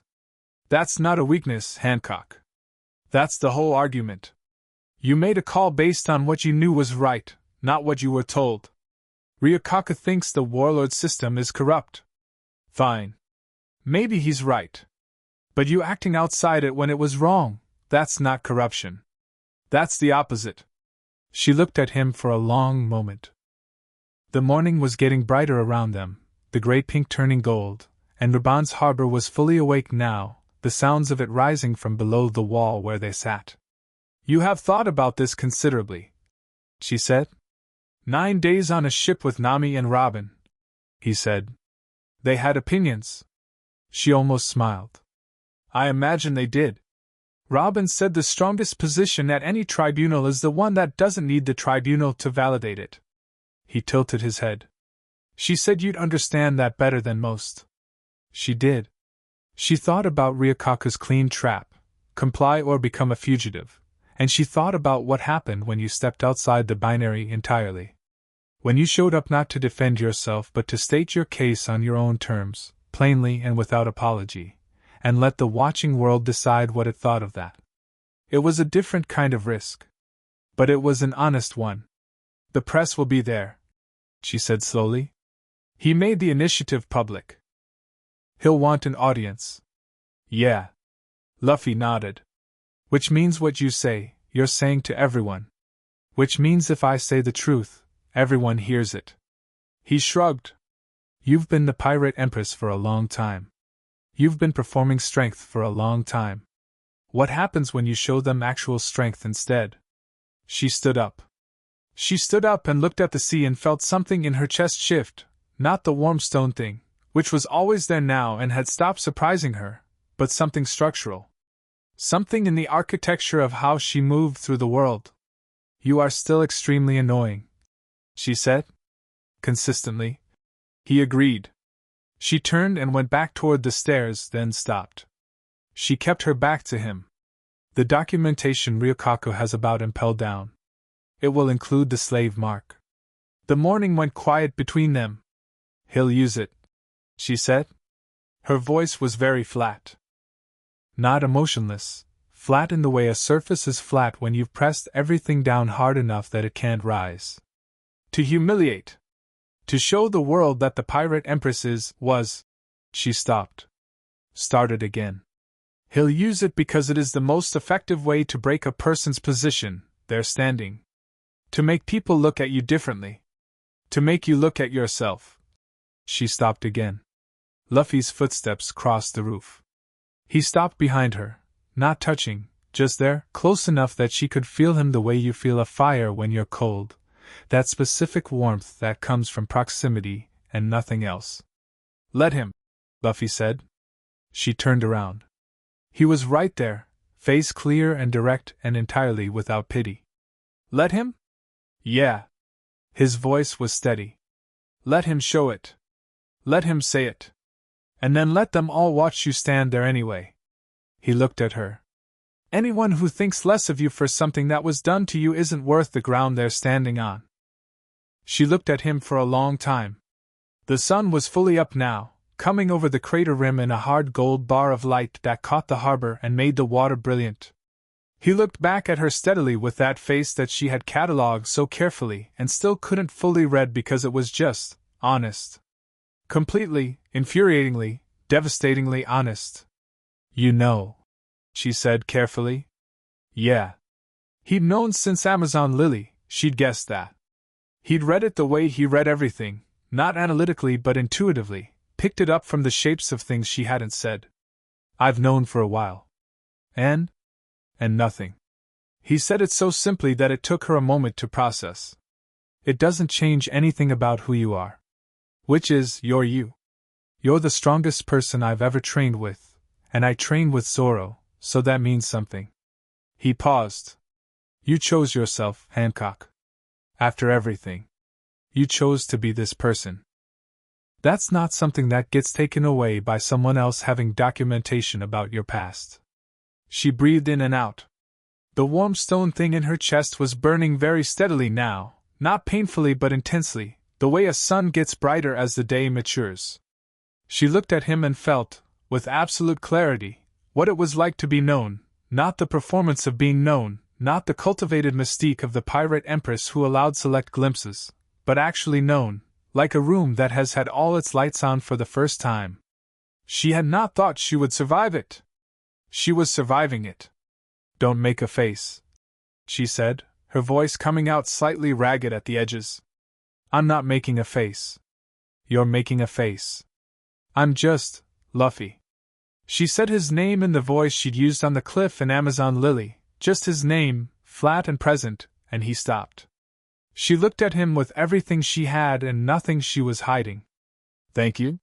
He nodded once. No performance. No grand response. Just a nod, which was him receiving it cleanly without deflecting it, and that was the whole of it, really. She turned and went down the stairs, and this time she didn't stop. The tribunal was held 2 days later in Raban's Civic Hall, a low stone building that had, over the course of 36 hours, been populated with marine officials, journalists from 4 major papers, a world government observer, and an atmosphere that hummed with the specific energy of people watching something significant unfold. Ryukaku arrived with 6 officials and 2 commodores and a stack of documentation and the impassive, methodical composure of a man who had prepared for every contingency. He sat up on one side of the long central table. He did not look surprised to see that the other side of the table had only one person at it. Hancock, alone, in her full imperial white and gold, sat with her hands folded on the table and her chin exactly level. She had dismissed her legal advisers that morning. She had not told them why. Luffy was at the back of the room, leaning against the wall in the way he leaned against things, fully, comfortably, taking up the exact amount of space he needed without apology. He'd been told to stay outside. He'd said okay and come inside anyway, which was within his technical definition of staying outside in that he was not outside. Nami was 2 rows from the front with a notebook. Robin was beside her, reading the room. The journalists were everywhere. Pens and snail cameras and that particular journalist focus, hungry and wide. Ryukaku opened the proceedings with the formal marine protocol, citing articles and regulations in precise sequence, building the legal frame with the ease of someone who'd built it many times before. His voice filled the room without effort. He was compelling in the way that certain very intelligent, very committed people are compelling, not charming, not theatrical, but gravitational. People leaned toward him slightly, the way plants lean toward light. He laid out the documentation. The impelled-down records, reconstructed. The timeline. The names, Level 6 prisoners who had been released as a consequence of the security breach. The marine casualties at Marineford. He presented it with the precision of a man who had decided that the only honest way to argue a case was to state every fact, including the ones that complicated your position. He acknowledged that the warlord system itself bore structural responsibility. He acknowledged that the pressures on individuals within it were significant. He then presented why Hancock's choices within those pressures constituted a specific, documentable breach. And then, quietly, without drama, he placed the medical file on the table. He didn't read from it aloud. He held it up and identified it by name and set it down, which was worse. The journalists knew what it meant. Several of them wrote immediately. The World Government Observer made a note. The Civic Hall's particular silence expanded. Ryukaku said, "The record shows that the Empress has been using her position and her personal relationships strategically. We do not question the emotional dimensions of those relationships. We question whether they are appropriate foundations for the exercise of warlord authority." He set down his final paper and folded his hands. "I'll hear your response." Hancock looked at the medical file on the table. She looked at it for exactly as long as she chose to, not flinching, not performing bravery, just looking, the way you look at something you've already decided about. Then she raised her eyes to Ryukaku's face. "I won't be responding to the legal argument," she said. Her voice carried without effort, as it always had, the voice of someone accustomed to rooms that did not dare not listen. "Not because I can't, but because you've structured it so that any legal response I give either admits to the charge or argues technicalities, and I'm not interested in technicalities." Ryukaku's expression didn't shift.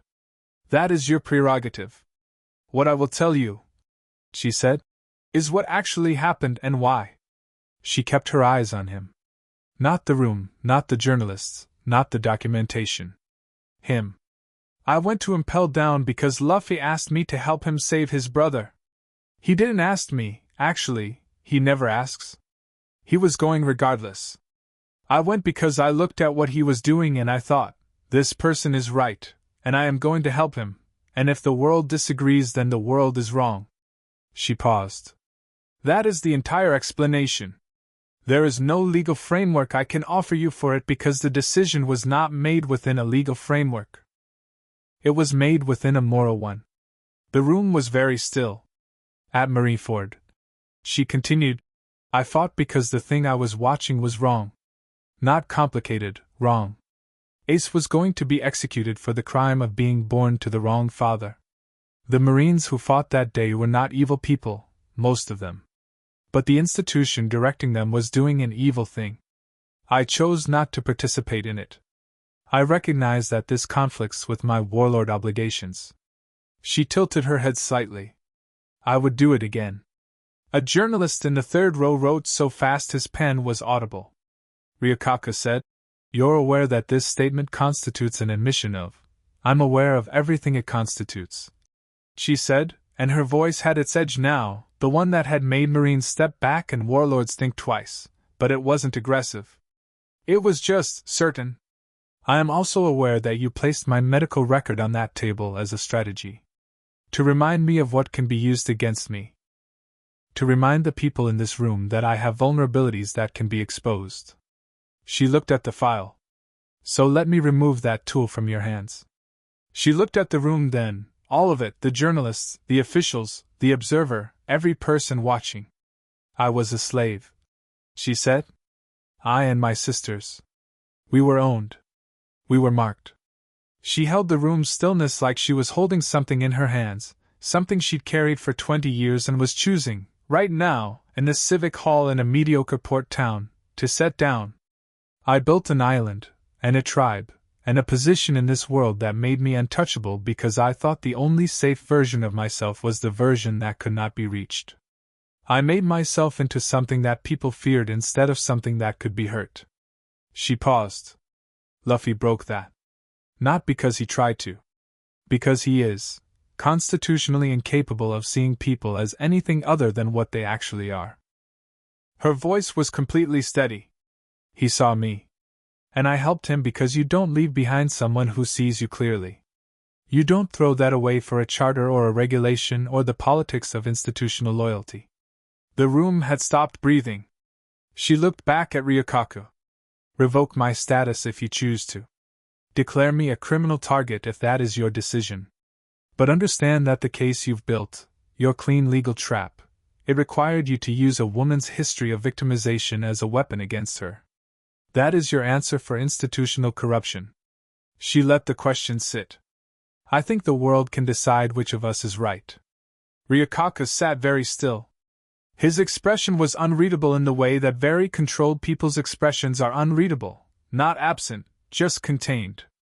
He looked at her for a long moment. Then he looked at his documentation. Then he looked at the room. He picked up the medical file from the table and placed it, face down, in the stack behind him. It was a small gesture. An incomplete one. But it was a concession, and a man like Ryukaka did not make concessions that he hadn't calculated. He said, The tribunal is adjourned pending further review of the applicable charter provisions. He gathered his papers with precise efficiency. The summons period is extended by 30 days pending that review. He stood. He looked at Hancock one more time. His face, for just a moment, showed something that was not approval. He was too ideologically committed for that, too genuinely opposed to what she represented in the warlord system. But it was something in the neighborhood of respect. The grudging, unpleasant kind. The kind you feel for an adversary who turns out to be better than you'd planned for. He walked out.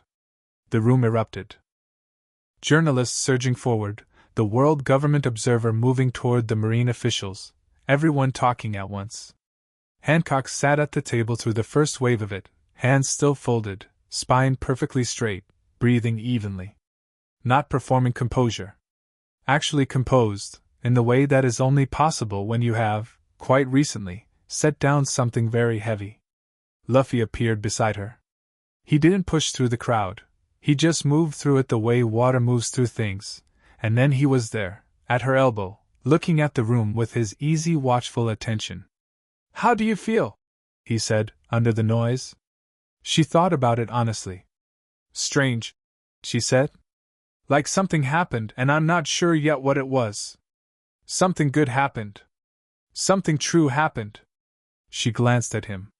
"The same thing for you, perhaps?" He grinned. "Yeah. Pretty much." She stood, which made the journalists redirect immediately, pens and cameras swinging her way. She looked at the room with the full weight of the Pirate Empress and said, clearly and simply, "That concludes my statement," and walked toward the door. Luffy fell into step beside her. They found a place that evening that was neither the planning house nor the Kuja's ship nor the Thousand Sunny, a stretch of the crater rim above the town, accessible by a path that wound up through overgrowth that nobody else had bothered to clear, which meant it was theirs for as long as they wanted it. The crater lip was wide and the evening was warm, and from up here you could see both the harbor and the sea beyond it, the lights of Rabanti below them small and yellow in the gathering dusk. Luffy sat on a rock. Hancock sat beside him. Not the chair, not the railing, not opposite sides of a table. Beside him, on the same rock, close enough that their shoulders were almost touching. Almost. "Nami is going to tell me I did something strategically brilliant," Hancock said. "Probably. She's already told me. Twice. Robin will say it was the right decision in that way she has." "Yeah." He looked at the lights below. "Was it? The right decision?" She thought about it. "It was the honest one. I'm still deciding if those are always the same thing." She paused. "You said the tribunal wouldn't be prepared for the truth. Ryukaka wasn't expecting it," he said.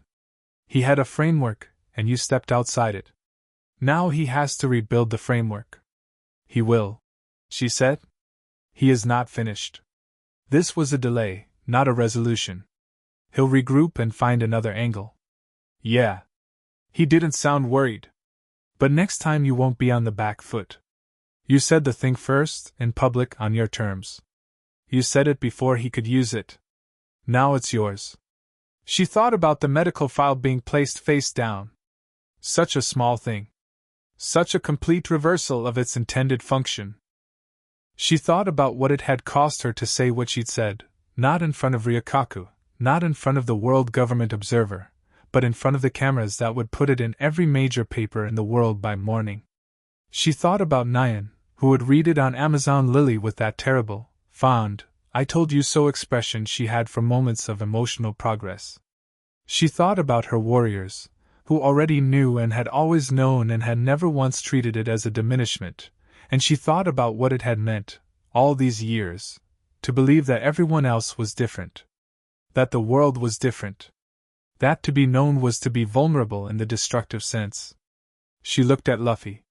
"Why didn't you make that harder than it had to be?" He looked back at her. "What do you mean?" "When I told you. On the roof. When I said Ryukaka would use the mark." She held his gaze. "You didn't. There was no moment where you made me feel like it was something that needed more response than it got.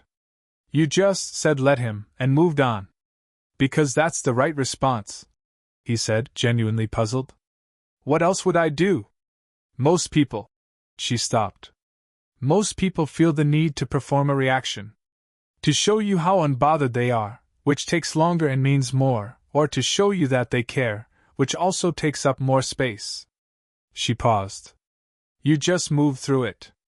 It's your thing," he said. "You carry it. You were already carrying it fine before I knew about it. It didn't need to become mine." He shrugged. I was already going to help you. That didn't change the help." She breathed out slowly. The harbor lights below multiplied in the dark water, soft and wavering. Somewhere on the Thousand Sunny, she could hear, just barely, across the distance, the sound of someone playing an instrument. Brook, probably. Something slow and sweet that carried better than it should have in the evening air. "Luffy," she said. She almost said it. She felt it organized in her chest like words that had already committed to being spoken, and then she looked at him, at the way he was looking at the lights, comfortable and present, and utterly without performance, and she thought about what she knew of him. She thought about "I need to become what I need to be first," which Nami had told her, repeating it carefully, watching Hancock's face while she did. She thought about the way he'd said "I'll see you at the Amazon Lily dock," and the way she'd answered, and how both of those things had contained everything they'd needed to contain without any of the words she was about to say. She stopped. "What?" he said, looking at her now. "Nothing," she said. "I was going to say something and then I decided it could wait." He looked at her for a moment. Then he said, "Okay. Not tell me anyway. Not pressure. Just okay." And then he looked back at the lights, and she sat beside him in the warm dusk on the crater rim above the port town that nobody cared about, and the music from the Thousand Sunny floated up to them, and she thought, there will be time. There will be time for this. She could feel it, not with the anxious certainty of someone terrified of losing a thing, but with the settled assurance of someone who has correctly identified what is real and knows that real things persist. He would go to the new world. He would become whatever he was becoming. And she would be the thing she decided to be today in that civic hall, the person who had set something down publicly and stood in the aftermath without armor and not died. She would be that version of herself, stronger for it, waiting not in the way of waiting for rescue but in the way of continuing, of being fully and completely herself in the time between. "The Sunny leaves the day after tomorrow?" she asked. "Yeah. We need to get to Fishman Island before the season changes." He paused. "When do you go back to Amazon Lily?" "Tomorrow evening. I need to brief my warriors." She paused. "Ryukaka won't move immediately. But he will move. I need the island prepared." Luffy nodded, the forward-planning nod. "If he tries anything while I'm in the new world, I will handle it," she said. "I have been handling things since before you were born." "I know." He didn't argue it. "But you don't have to handle everything alone anymore." She looked at him. The statement sat between them like something placed carefully, not a declaration, not a pressure, just information. "You don't have to handle everything alone anymore. The same register as "I'll see you." Complete in itself. Not asking anything. "I know," she said, and she meant it in a way she hadn't meant it before today. He looked at her, and for a moment, just a moment, clean and clear and unhurried, there was something in his expression that wasn't the grin and wasn't the focused training face and wasn't the complicated grief face. Something that looked like the thing she felt, or as close to it as he'd gotten yet in her observation. Something warm and directed, aimed at her specifically, without the intermediary of performance. Then the music from the ship shifted into something faster, and he tilted his head toward it and said, "Frankie's going to try to dance again." And the moment opened up into something lighter, and she laughed, actually laughed, a short sound that surprised her slightly, and said, "Does he ever succeed?" And he said, "Not really, but he's very confident about it." And that was how it went, that was how they were, that was exactly how it was supposed to be. They sat on the crater rim until the harbor lights stabilized against the full dark, and below them Rabanti finished its evening and began its night, and the sea moved the way the sea always moved, indifferent and eternal, and the music from the Thousand Sunny played on, sweet and faint and traveling further than music had any right to travel across dark water. At some point their shoulders were touching. Either of them addressed it. The night was warm and the rock was wide and it was a small thing, just a point of contact, just the warmth of proximity. But it was there, and they both knew it, and both let it be exactly what it was, no more, no less. Tomorrow she would go back to Amazon Lily and he would finish preparing his ship. The day after that, he would sail for Fishman Island and the new world beyond it, which would be enormous and dangerous and full of the things that Luffy sailed toward because he was Luffy and because the pull of the next thing was as fundamental to him as breathing. And she would go home to her island and her warriors and the version of herself she was still becoming, the one who had learned that strength without openness was just a very elaborate way of being alone. The world was rearranging itself again. She could feel it, the same shift she always felt after a significant thing had happened, the way the power moved and reset. Ryukaka was out there regrouping. The marine world was adjusting to what she'd said today. The journalists were writing. The papers would run tomorrow and the day after, and the world would form its opinions, and it would matter and it wouldn't matter, and life would continue in both cases. She had said the true thing in front of everyone. And she was sitting on a crater rim with her shoulder against his, and she had not turned to stone, and the sky was full of stars. "Hey," Luffy said.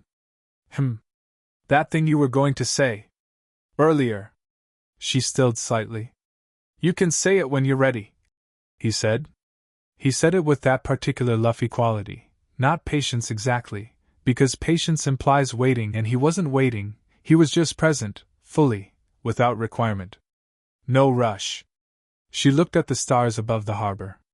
She let the warm stone thing in her chest be warm. "Yes," she said. "There's no rush." He nodded, satisfied, and looked back at the lights. Below them, the town of Rubanti slept. The sea kept moving. The Thousand Sunny went quiet as the crew turned in, one by one, until only the ship's lanterns were burning, soft gold against the dark harbor. And on the crater rim, two people sat with their shoulders touching and did not say the particular thing that didn't need to be said yet, and it was enough, and the world with all its moving pieces turned around them, and they let it turn. Chapter 4. When the storm hit shore, the newspaper reached Amazon Lily on a Tuesday. Hancock didn't see it first, LuHan did, which was probably the universe's idea of comedy. The elder came into the breakfast room with the paper folded under her arm and her walking stick, and her expression, which was the specific one she reserved for moments that she had predicted so far in advance that vindication had gone past satisfaction and into something more like tired fondness. She set the paper on the table without a word. The headline was not subtle. Grand line papers rarely were. Pirate Empress speaks, Boa Hancock reveals warlord truth in Ruban tribunal. Below it, 3 columns of dense print and a photograph taken by a snail camera that had caught her mid-statement, spine straight, chin level, hands folded, looking at Ryukaku with the expression that had apparently read, in the photograph, as something the journalist described as serene and absolute, as a woman who has decided the room belongs to her. She read the article standing up, which was how she read things that mattered. She read it twice. The reporting was accurate, which surprised her slightly. The journalist had caught the substance without the usual distortion that occurred when powerful women said direct things in public. The quote they'd chosen to lead with was, "I would do it again." Below the fold, a smaller headline, Marines extend warlord review period, Ryukaku statement pending. She set the paper down. LuHan was watching her with that face. The Kuja warriors at the breakfast table were watching her with a different face, the one they used when she'd done something they were proud of and were trying to be subtle about, which they were uniformly terrible at. "Well," Hancock said. "Well," LuHan agreed. "It changes nothing strategically." "Of course not. Ryukaku will regroup. The extension means he's rebuilding his approach, not retreating from it. Obviously. So we need to, Hancock." LuHan's voice was mild and immovable. "Eat your breakfast." She sat down. She ate her breakfast. The paper stayed open on the table, and she didn't look at it again, and the Kuja warriors very carefully did not discuss it, and the morning proceeded the way mornings on Amazon Lily proceeded: training, administration, the 1,000 details of running an island that the outside world seemed to think ran itself. The second thing arrived 4 days later. Not a newspaper. A den mushy transmission from a marine frequency that shouldn't have been able to reach Amazon Lily's network, which meant someone had either found their relay code or had a technical operator of unusual skill. Hancock took the call herself. The Marine on the other end identified himself as a communications officer and read, in the flat procedural voice of someone reading a document rather than delivering a message, a formal notice. Ryukaku had filed a new instrument with the world government, a provisional warlord suspension, different from a full revocation, which required a longer process. A suspension required only the signature of 2 admirals and a fleet admiral endorsement, and it removed all warlord protections while the review continued. The suspension would take effect in 21 days unless the World Government Tribunal convened to contest it. She thanked the Marine officer in the voice she used for people she was not going to underestimate, and disconnected and stood in the communications room for 30 seconds, absolutely still, doing the arithmetic. 21 days. A world government tribunal required 3 weeks minimum to convene. The timing was precise. Not accidental. Ryukako had planned this interval specifically to make a legal contest structurally impossible. Once the suspension took effect, she'd be a target. Her ship's transponder data would be live for marine tracking. Amazon Lily's comm belt protection was significant but not absolute. Buster Call ships were designed for exactly this kind of siege scenario. She went to find Sandersonia. Her sister was in the training yard with 6 warriors, running a form sequence that Hancock had designed 15 years ago, and which still worked because she'd designed it to still work in 15 years. Sandersonia saw her face and stopped the session immediately without being asked, which was one of the things Hancock had always valued most about her sister, the ability to read a room without needing to be told. "Get everyone together," Hancock said. "Full council. 1 hour." The council was every senior warrior on the island, 42 women who had been fighting their whole lives and who sat now in the Great Hall and listened as Hancock laid out the situation without softening any of it. The provisional suspension. The timeline. The probability of marine action once the suspension took effect. The strategic geography of Amazon Lily in a siege scenario. The calm belt approaches. The harbor vulnerability. The cliff fortifications that were designed for Sea Kings, not Buster Call cannons. She told them what she knew of Ryukako specifically, which was more now than when she'd started. She'd been building a picture of him since his name first appeared in her intelligence reports. He was methodical. He was patient. He didn't make moves without having the next 3 mapped. He genuinely believed in what he was doing, which meant he wouldn't be deterred by the public response to the tribunal. He'd have anticipated it, incorporated it into the framework, used it as additional justification. See how the warlords behave when challenged. See how they choose personal loyalty over institutional accountability. "He will come," she said at the end of it. "Not immediately. He wants the legal architecture solid before he applies the force. But he will come." The council was quiet for a moment. Then Sweepy said from the middle of the room, "So we prepare." "We prepare," Hancock confirmed. The room moved. It moved the way the Kuja always moved when there was a real thing to do, fast and sure and without waste. Assignments were given and acknowledged. The training protocols shifted overnight. Weapons caches were checked and supplemented. The harbor watch doubled. The Sea Kings in the surrounding calm belt were tracked and their patterns logged, not as barriers, but as assets. The Kuja had a relationship with the Sea Kings that went back generations and operated on a level that marine strategists consistently failed to account for because it wasn't in any intelligence report they'd ever written. Hancock oversaw all of it. She slept 4 hours a night, and was fine with that. She ate standing up and reviewed reports while doing it, and was fine with that too. This was what she'd been built for, not the performance of power, but the actual exercise of it, the real work of keeping a thing she loved intact against the pressure of a world that wanted to simplify her. She sent a den mushy message to the Thousand Sunnies frequency on the 8th day. She kept it short. She told him about the provisional suspension and the timeline. She told him the island was preparing. She told him she did not need him to come, which was true, and that she was telling him because he'd asked to be kept informed, which was also true.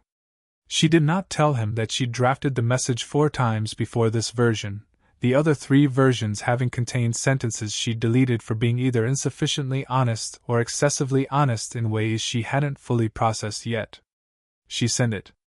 The reply came 6 hours later, which meant he'd been on watch or close to the den mushy when it arrived. It said, already heading back. "Been in the New World 2 weeks, it's insane, I'll tell you everything. ETA 10 days. Luffy." She read it 3 times. Then she made a noise that was not quite a sigh and was not quite a laugh and was perhaps both, and Nyan, who was passing in the corridor and heard it, made no comment whatsoever, which required considerable restraint. The first wave hit on day 14. Not Ryokaku, he wasn't ready yet. But the news of the provisional suspension had leaked, the way these things always leaked, and opportunists moved faster than institutions. 2 ships appeared off the eastern coast at dawn, flying pirate colors that Hancock didn't recognize, mid-level crews, looking to make a name by being the first to take a swing at the Empress while her back was legally exposed. Common enough behavior. Deeply stupid. The Kuja met them at the reef. Hancock led the response herself because she always led the response herself, and because this particular morning she needed the outlet. She came across the water on a Kuja vessel with 50 warriors at her back, and she looked at the 2 pirate ships with their opportunistic flags, and she thought about the provisional suspension and Ryokaku's careful patience and 21 days of timeline, and she felt, with considerable clarity, the specific variety of anger that comes from being cornered by something you know is coming but can't stop yet. She stood at the prow of the Kuja vessel and used her Conqueror's Haki. Not the focused, targeted version. The full release, no direction, no calibration, just the pure unmediated weight of it spreading across the water like a pressure wave. Every conscious person on both pirate ships went down instantly. The ships themselves drifted, crewless and silent, for a moment before the Kuja boarded them and secured them efficiently. Hancock stood at the prow of her vessel in the early morning light and breathed out slowly and felt marginally better. That was efficient, Sandersonia said, appearing beside her. It was necessary, Hancock said. You barely had to move. I know. Her sister was quiet for a moment. You're thinking about the real fight. I'm always thinking about the real fight. She looked at the 2 drifting pirate ships. These are distractions. Ryokaku will have calculated that opportunists would move once the suspension news leaked. He's letting them soften us, waste our resources, occupy our attention, while he finalizes his approach. Then we don't let them soften us. Correct. She turned from the ships. Double the Eastern Watch. I want a relay system from the Sea Kings in the outer belt. If anything larger than a fishing vessel approaches, I want to know 20 minutes before it arrives. Done. Sandersonia paused. Luffy is coming. I know. The warriors are. There is a mood about it. Hancock looked at her. A mood. A favorable mood. Her sister's expression was carefully neutral in the way that indicated she was working very hard to keep it that way. They like him. They trained with him. They find his energy motivating. His energy is chaotic and occasionally causes structural damage. Yes, Sandersonia said. They find that motivating. Hancock turned back toward the island and said nothing, but the thing that happened at the corner of her mouth was its own response, and Sandersonia filed it away with everything else she'd been filing since Amazon Lily. He arrived on day 16. She heard the Thousand Sunny before she saw it, heard the crew, specifically, because they were never quiet, and the crew of the Thousand Sunny arriving at an island had a particular auditory signature that was part enthusiasm and part chaos. The ship came through the calm belt approach that the Sea Kings allowed for vessels they recognized, which they'd apparently decided included the Thousand Sunny now, which was either a mark of exceptional trust or a mark of the Kuja having brokered something with the Kings while Hancock was handling other things. She went to the harbor. She had told herself she would send Sandersonia and monitor from the communications room, and then she had put on her coat and walked to the harbor, and she was choosing not to examine the decision with any rigor. Luffy came down the gangway first, which he did because he was always first, and he landed on the dock and looked at the island and took a breath that was deep and satisfied, like he'd been saving it for when he got here. Then he looked at the harbor and found her immediately, not by searching, just by looking, which meant he'd been looking for her specifically. He walked toward her. She stayed where she was. He looked different. 2 weeks in the New World had put something on him, not age exactly, but density. Like the same amount of Luffy compressed slightly, made more solid. There was a cut healing above his left eyebrow that she hadn't seen in his message. His arms, she noticed because she noticed, were harder than they'd been at Rub Ante. The bilateral Haki extension had continued to develop without her input, which she'd expected and which still satisfied her in a way she found faintly exasperating. "Hi," he said in front of her. "You're injured," she said. "Old one. It's healing." He glanced at the island behind her, the doubled watch, the shifts in position, the barely visible change in the Kuja's posture that was the difference between an island at peace and an island at readiness. He read it instantly, thoroughly, without commentary. "How long do we have? Before Ryukaku moves?" "Unknown. The suspension takes effect in 5 days. He'll wait until it's legally solid, probably another week after that. So 12 days, give or take." "Approximately." He nodded. Then he looked at her directly, not at the island or the tactical situation or anything else. "Are you okay?" She looked back at him. "I'm functional." "That's not what I asked?" She breathed in. The harbor was busy around them, Kuja moving supplies, the Thousand Sunny crew beginning to unload provisions, Nami already talking to someone with a map, Zoro already looking for a place to train. The noise of an island mobilizing and a crew arriving folded around them, and gave them a strange pocket of privacy in the middle of it. "I am managing something I've never managed before," she said carefully. "The island is prepared. The warriors are prepared. I am—" she paused. "I am deciding how I feel about defending something I love from something I cannot simply defeat in a single engagement. It requires a different kind of patience than I am accustomed to. Because you're used to problems you can solve immediately." "Completely," she said.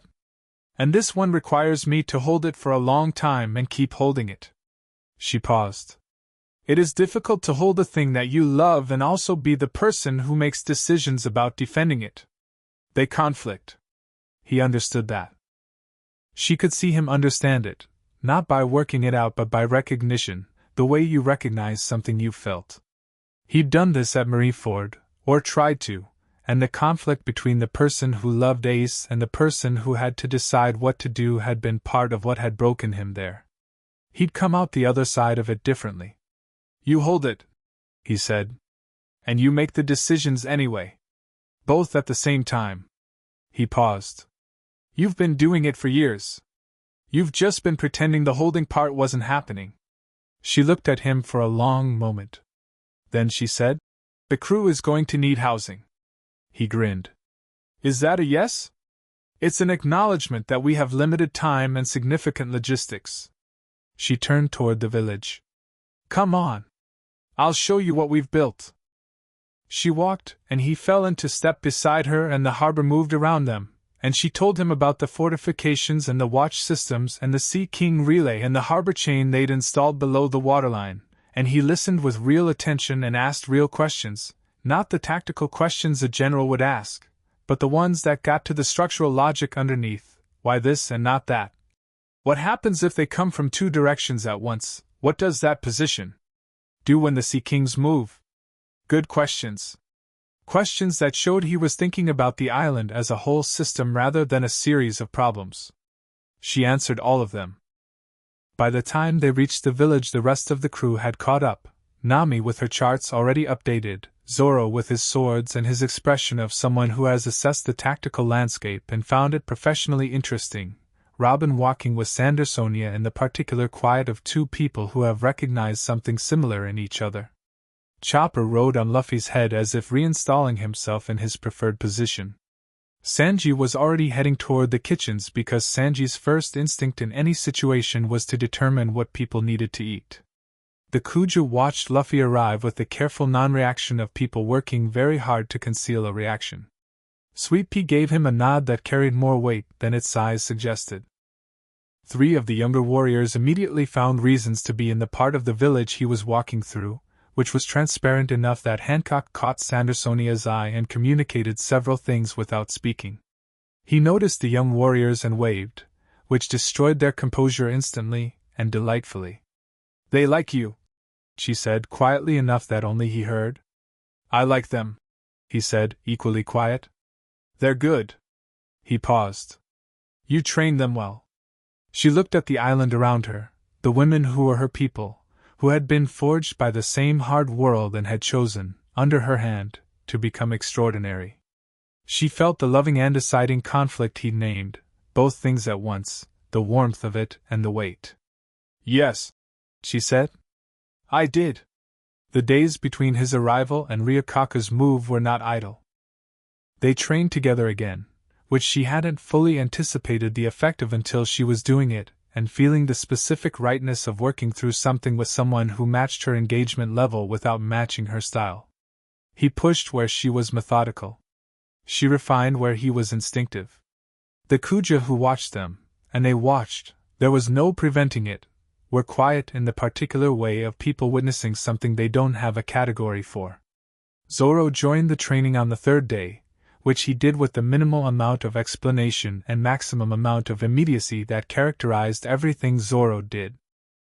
He and Luffy sparred at a level that made Hancock reassess several assumptions she'd had about the Straw Hat Crew's ceiling, and she watched Zoro's haki in particular, its density, its precision, the specific way he used armament through the blade's edge rather than the flat, and made note of two things that she subsequently integrated into her own practice, which she would not have admitted if asked. Nami spent those days at the communications table with the island's intelligence network, rebuilding it to incorporate the Sunny's relay system and extending its reach toward the waters where marine flagship movements would appear first.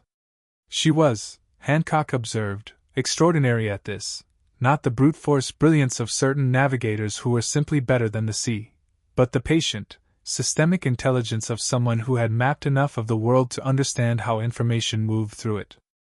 She built a warning system that would give Amazon Lily 40 minutes of advance notice under normal approach conditions, which was 30 minutes more than they'd had before.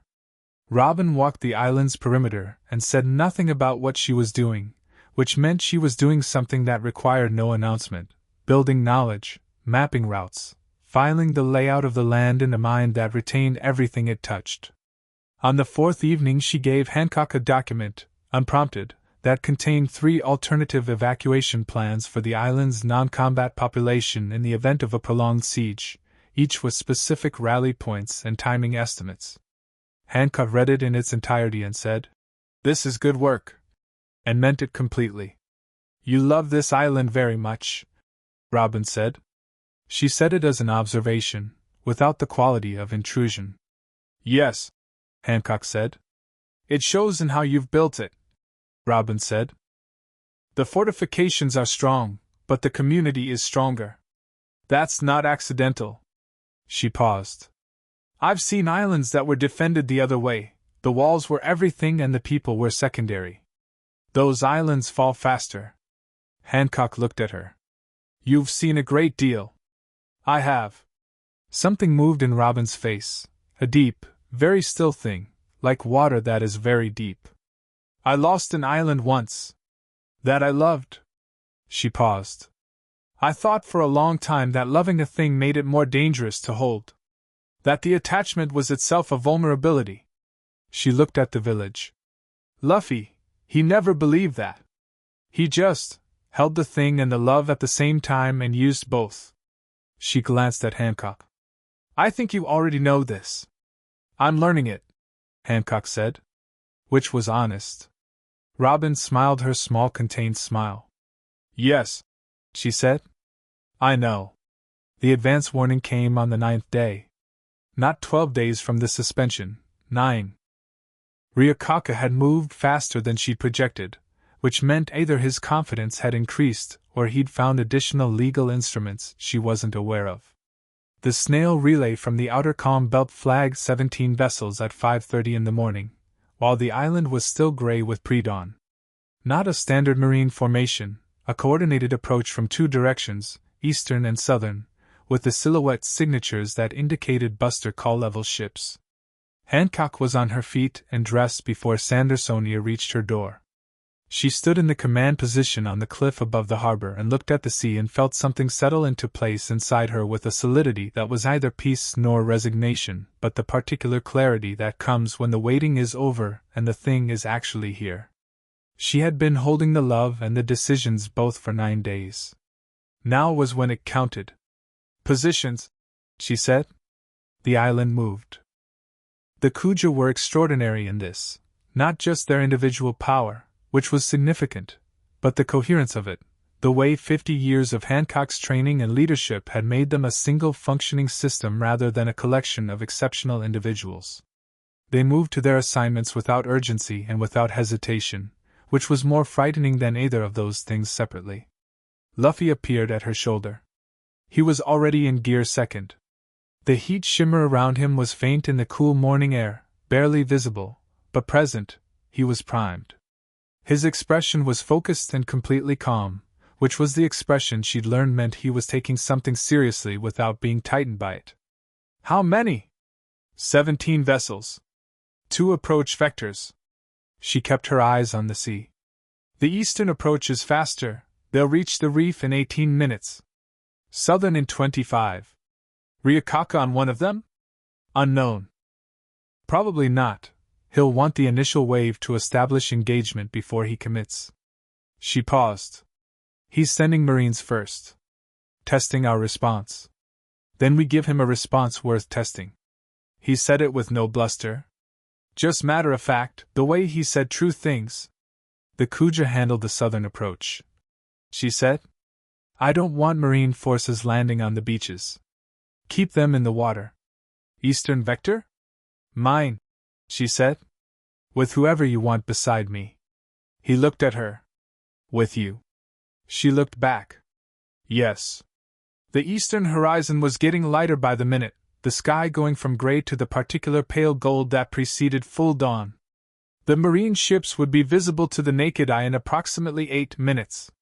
The Sea Kings in the outer belt were moving, she could tell from the pattern of the water, the specific disturbance that meant something very large was repositioning with intention rather than randomly. The Sea Kings are going to intercept the southern formation, she said. They'll slow it. The Kuja will finish it. What about the harbor? Harbor chain is up. Any ship that tries to enter without the Kuja's frequency signal will ground on it before it gets within cannon range. She designed that system herself, 3 years ago, for exactly this scenario in the abstract, never quite expecting to use it for exactly this. She was gratified by her own foresight. The only real vulnerability is aerial bombardment if they have sea stone-tipped shells. Which Buster calls ships usually. I'll handle aerial, he said. If it comes. Gear third with armament. I can intercept shells mid-flight. She looked at him. You can do that? Practiced it in the New World. He shrugged. Some things move fast enough that you need to know where they're going before they're there. Observation Haki at that range and speed, she did the calculation. It was possible. Extremely difficult, requiring a level of predictive extension that most Haki users couldn't sustain under combat stress. Your observation range? About a quarter mile, clean. Half mile if I push it but it gets scattered. Quarter mile will be sufficient for the harbor approach. She looked back at the sea. Don't push it to half. Scattered observation in a multi-vector engagement is worse than no observation. I know. He paused. Hancock. What? You've done this before, he said. Defended the island. The women here, they've done it. You know how this works, and so do they.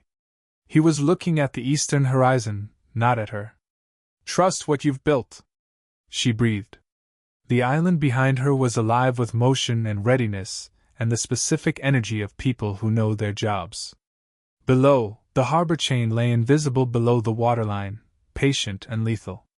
The cliff fortifications were manned. The Sea Kings moved in the outer belt like small continents choosing sides. She had built all of this. She had trained all of these women. She had made every decision that had led to this morning, including the decisions that had brought Luffy here, including the decision she'd made in a civic hall in Rabanti to say the true thing and let the consequences come. She looked at the eastern horizon as the first Marine ships became visible, dark shapes against the pale morning, growing. I trust it, she said. She raised one hand and made a signal that the Cliff Watch knew. 3 long movements, specific pattern. The signal went down the line in seconds, cliff to harbor to southern watch to training ground, the whole island receiving it and acting on it simultaneously. Then she looked at Luffy beside her, in his heat shimmer, calm and ready and entirely present, and she said, "Don't hold back." He grinned. "Never do." The first Marine ship crossed the reef line. Hancock moved. She didn't run, she launched, a Kuja fighting technique that combined her devil fruit ability with Haki enhanced movement, that covered the cliff face in 3 steps and put her above the harbor in one leap that ordinary eyes would have struggled to track. She landed on the cliff's outermost point, 30 feet above the water, and looked down at the marine vessels entering the approach channel. 12 ships on the eastern vector. Buster Call class, cannons already running out. Marines in formation on the decks, small and organized in their white, and she looked at them and felt, distantly and professionally, the difference between this moment and every other time she'd faced the Marines. Before it had always been performance in some sense, the theater of the Pirate Empress maintaining her position, fighting to confirm something about herself. Now it was different. Now it was just protection. Simple and clean and personal in a way that had nothing to do with image. She activated her Mero no Mi. Not the scattered variant. The focused, targeted application, Mero Mellow in a directed beam that swept the lead ship's deck and turned its entire forward company to stone in 4 seconds. The ship lurched as 20 Marines became simultaneous deadweight, stone figures toppling, the ship's balance shifting. The second ship altered course to avoid the first and ran into the third, and the eastern approach became immediately, gratifyingly chaotic.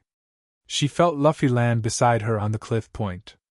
He'd used gear second to get here in the same time she had via a completely different route. She'd gone along the cliff face, he'd gone through the air, and they'd arrived at the same instant, which she noted with the part of her mind that was always noting things. "Nice," he said, looking at the chaos on the water. "It's efficient," she said. The 5th ship in the eastern formation had gotten clear of the chaos, and was running its cannon out toward the cliff. She watched the elevation being set and said, "Cannon, northeast facing, 3rd port gun," without looking away from the waterline.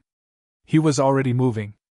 Gear 3rd activated with the characteristic expansion, arm inflating to enormous proportion, and he swung it in a Haki blackened arc that intercepted the cannonball 60 feet from the cliff with a sound like a thunderclap, and redirected it back into the water 20 meters off the ship's bow. Not at the ship, the warning version. The "I can do this all day and next time I won't miss" version. The ship's crew stopped. She saw the hesitation even from here. Behind them, on the southern beach, the sound of the Kuja engaging the other formation was beginning, snakebow fire, the specific percussion of Haki-enhanced arrows, and underneath it the massive subsonic thud of Sea Kings making contact with Marine ships, a sound you felt in your chest more than heard. She focused on the eastern vector. The remaining ships were hanging back now, reconfiguring, which meant they were waiting for orders from somewhere else. Which meant Ryukaku had a command line active and was watching the response unfold and recalibrating. Which meant he was close. "He's watching this," she said. "From somewhere. He's gauging us." Luffy looked at the eastern ships, then turned and looked at the wider sea beyond them, extending his observation in that particular way he had, the slight stillness, the unfocused eyes that were somehow more attentive than focused ones. 2 miles out," he said. "Bigger ship. Hanging back. Flagship class? Bigger than flagship." She processed this. An admiral's command ship, held at 2 miles while the initial wave tested the response. The classic Ryukaku approach, patient, analytical, using other pieces to gather information before committing. She'd been expecting this and had prepared for it, and it still required adjustment. He was further back than she'd calculated, which meant his observation equipment was better than standard. "He's not going to commit until he thinks he understands us," she said. "Then let's be confusing," Luffy said. He went off the cliff before she could respond.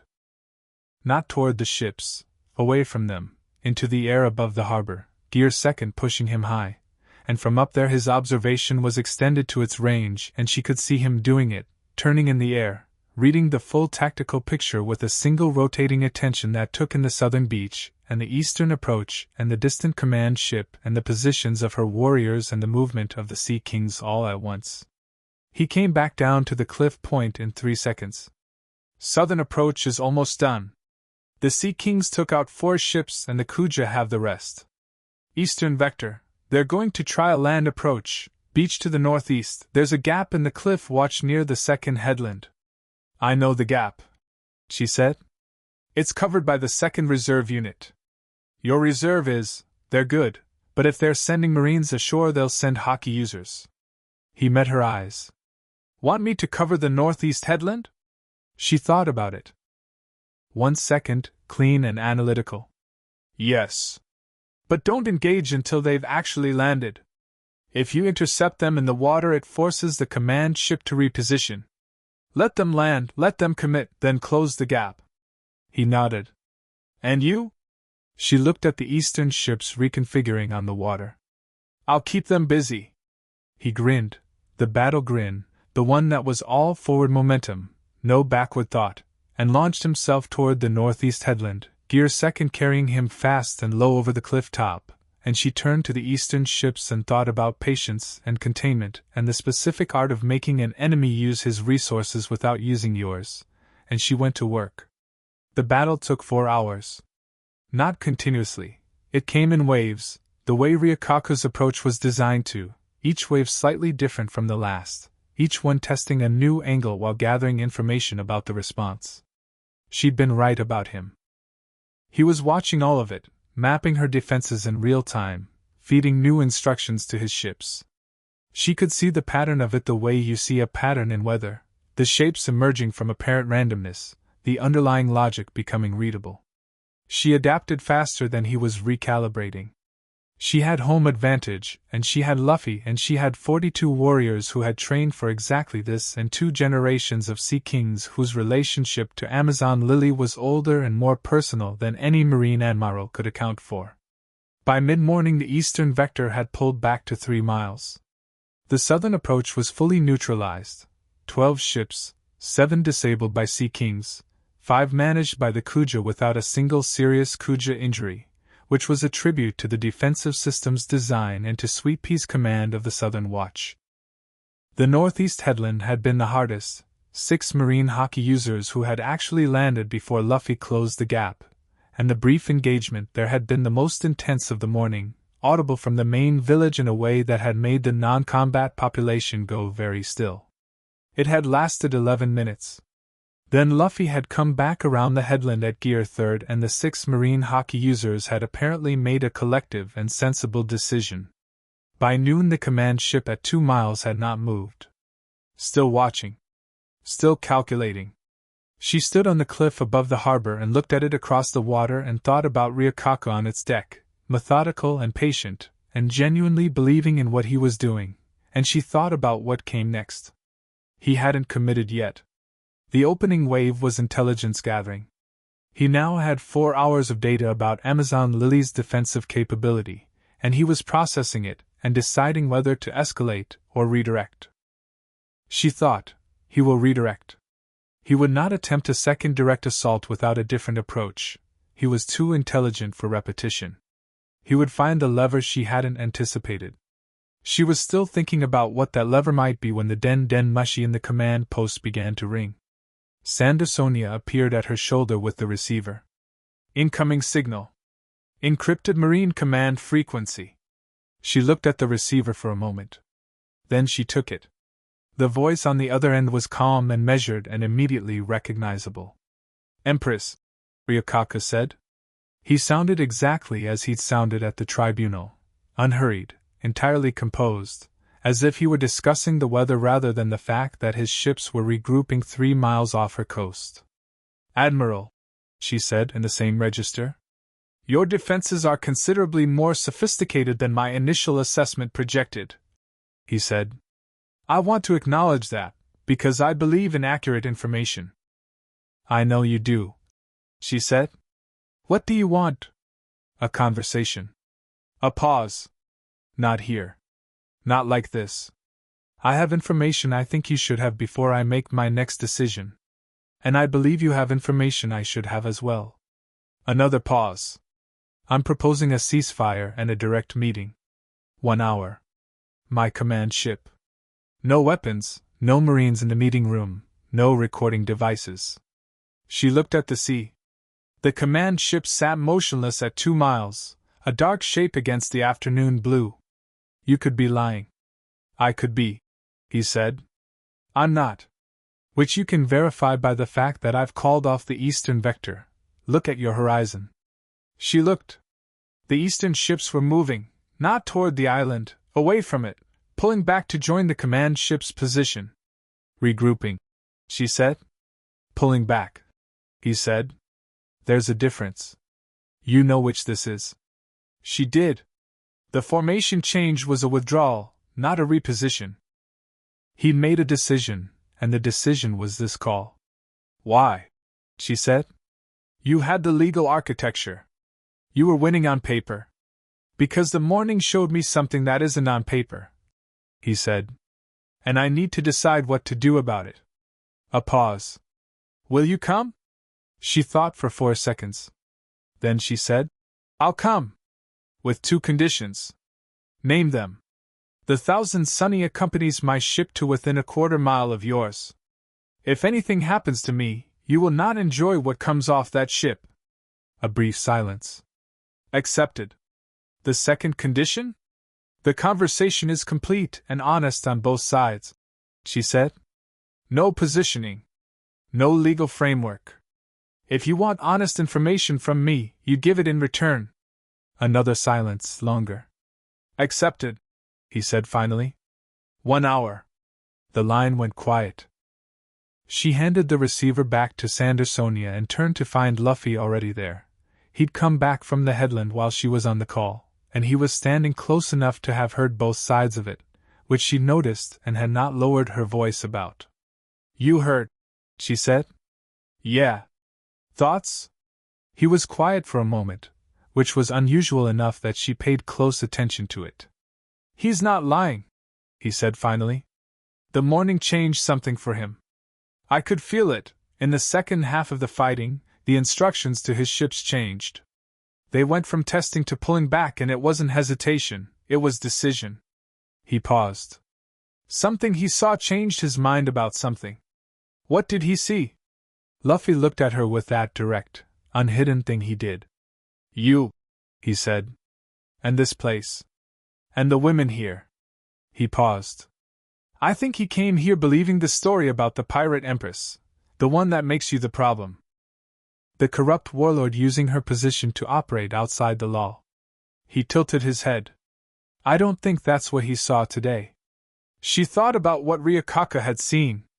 42 warriors defending their home with the precision and commitment of people who have something real to protect. Sea kings answering to something that had nothing to do with devil fruits or marine authority, but with a relationship built over generations. And in the middle of it, the Pirate Empress not performing power but exercising it for something that clearly mattered to her, not reputation, not position, but this island, these women, this particular piece of the world. He saw the truth of it. She said. Yeah. Luffy met her eyes. Which is what you told him to do. In Rabanti. She breathed. The afternoon was warm around them, the battle sound gone now, the island settling back into its own rhythms. Below, the Kuja were checking on each other and securing the captured marine equipment with the efficient warmth of people who have been through something together, and have come out the other side intact. She looked at the command ship at 2 miles. I'm going, she said. I know. He said it without argument, without the protective instinct that other people would have dressed up as concern. I'll be on the Sunny, 1/4 mile out. Yes. She paused. And Luffy, She looked at him in the afternoon light, this boy who had come back to her island before she'd asked him to and fought beside her without needing instruction, and stood at the cliff's edge in the morning and read the whole tactical picture in a single turning attention. She thought about what she'd been going to say on the crater rim in Rabanti, the thing that had been organized and then put away, the thing she'd said could wait. Thank you, she said. For today. He looked at her steadily. That's not what you were going to say. No, she admitted. But the rest can wait a little longer. He held her gaze for a moment. Then he nodded, and the nod was not dismissal, it was the opposite of dismissal. It was receiving. The same thing he'd done in Rubanti, clean and unhurried. When you're ready. She turned toward the harbor. Behind her, she heard him jump off the cliff toward the Sunny, Gear second carrying him down to the ship in one long arc. She didn't look back. She walked to the harbor and stood at its edge and looked at the command ship 2 miles out, and she thought about what honest conversation with an intelligent and principled adversary might produce when both sides had run out of positions to hide behind. She thought, this is what it looks like when things change.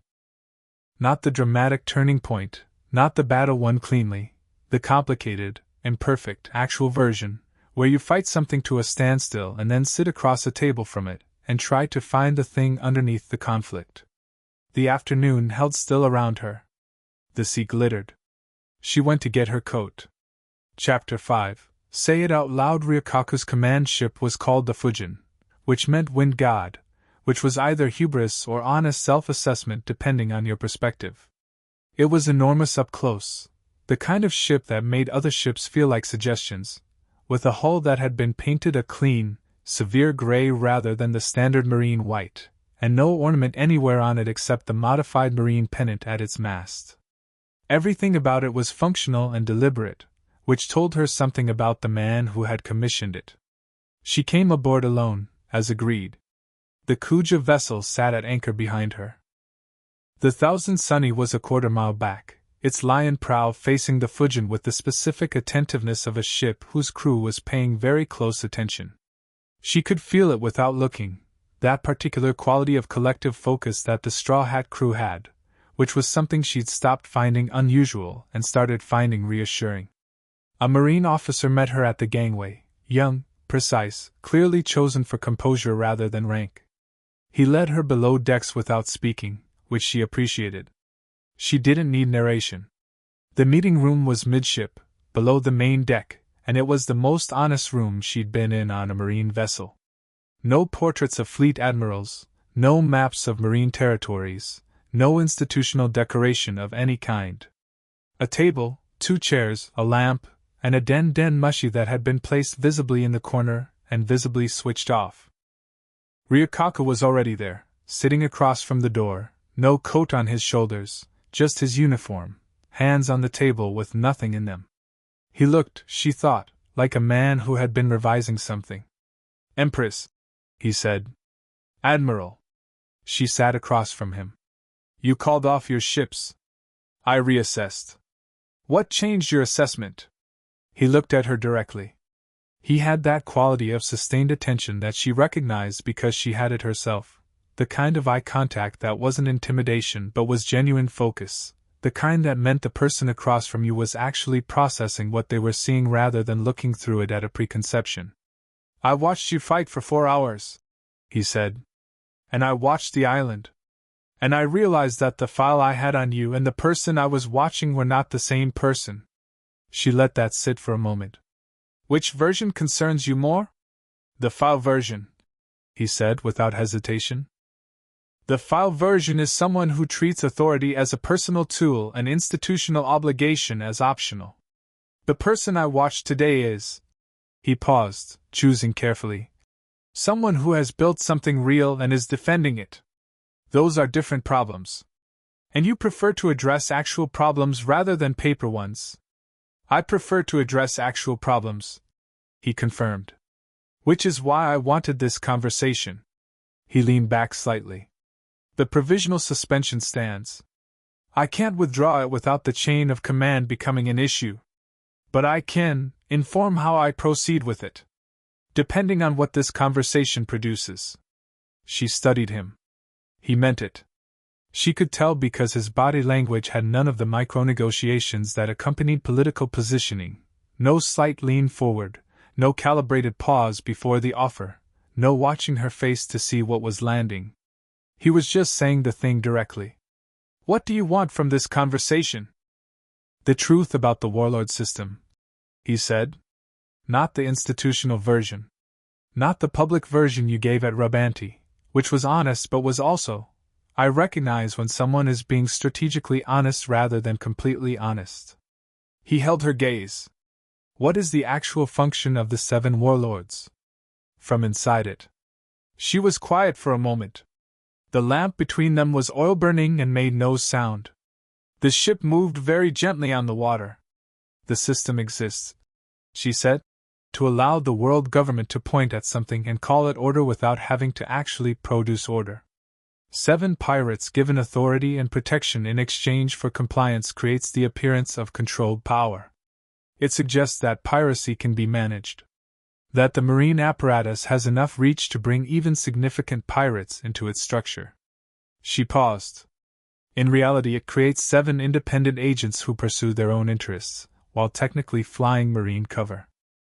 Most of us, not all, but most, use that cover in ways that serve ourselves first, and the Marines not at all. Including you? Especially me, she said. I used my status to make Amazon Lily untouchable. To keep my people safe. To maintain a position that kept the world far enough away to be manageable. She held his gaze. I also, as the record shows, used it to pursue personal objectives that directly conflicted with marine interests. I have been, by your definition, exactly the problem you've identified.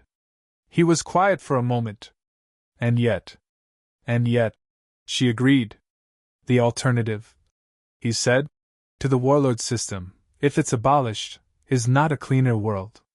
It's 7 fewer leashes on 7 very dangerous people. Yes. She tilted her head. You know this. I know this. He looked at the table. Which is the part of the problem I haven't solved yet. The system is corrupt, but its removal creates a different set of dangers. He looked up. Which is why I've been using the review process to pressure specific actors rather than abolish the system wholesale. Reform rather than demolition. And I am your preferred case study for reform, she said. Because my conduct is the most egregious and my public profile makes the pressure visible. You're using me to establish precedent. He didn't deny it. Yes. She looked at him for a long moment. You are more honest than I expected. I find it more efficient, he said. And the conversation you asked for was honest on both sides. I agreed to those terms. She breathed out slowly. Then I'll tell you something you haven't calculated into your model. She kept her voice even and direct, the way she'd learned to speak at Rubanti and was still learning to do in private. The thing that made me useful to Luffy, the thing that made me useful at Impel Down and Marineford, was precisely that I was outside your structure. If I had been fully integrated into the marine apparatus, compliant in the way you want, I would not have been able to do the thing that needed doing. Which was help someone survive when your institution had decided he should not. She paused. The mess in the system is sometimes where the actual work gets done. Ryukaka was quiet. She could see him processing it, that methodical, patient intelligence absorbing a piece of information and fitting it against the existing framework and finding that it didn't fit cleanly, and not discarding it because of that.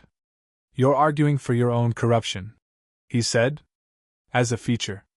I'm arguing that the world is more complicated than the framework, she said.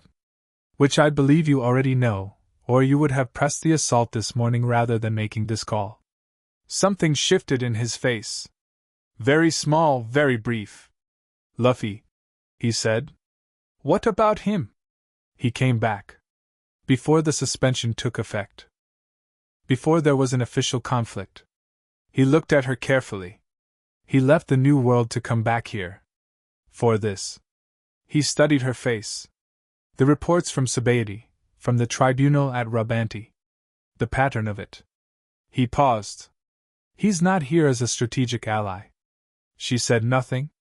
Which means, Ryukaka said slowly, that the person you're protecting this island for, the thing underneath the defense, the actual reason you built it, is not just your people. It's also him. The lamp burned between them. The ship moved.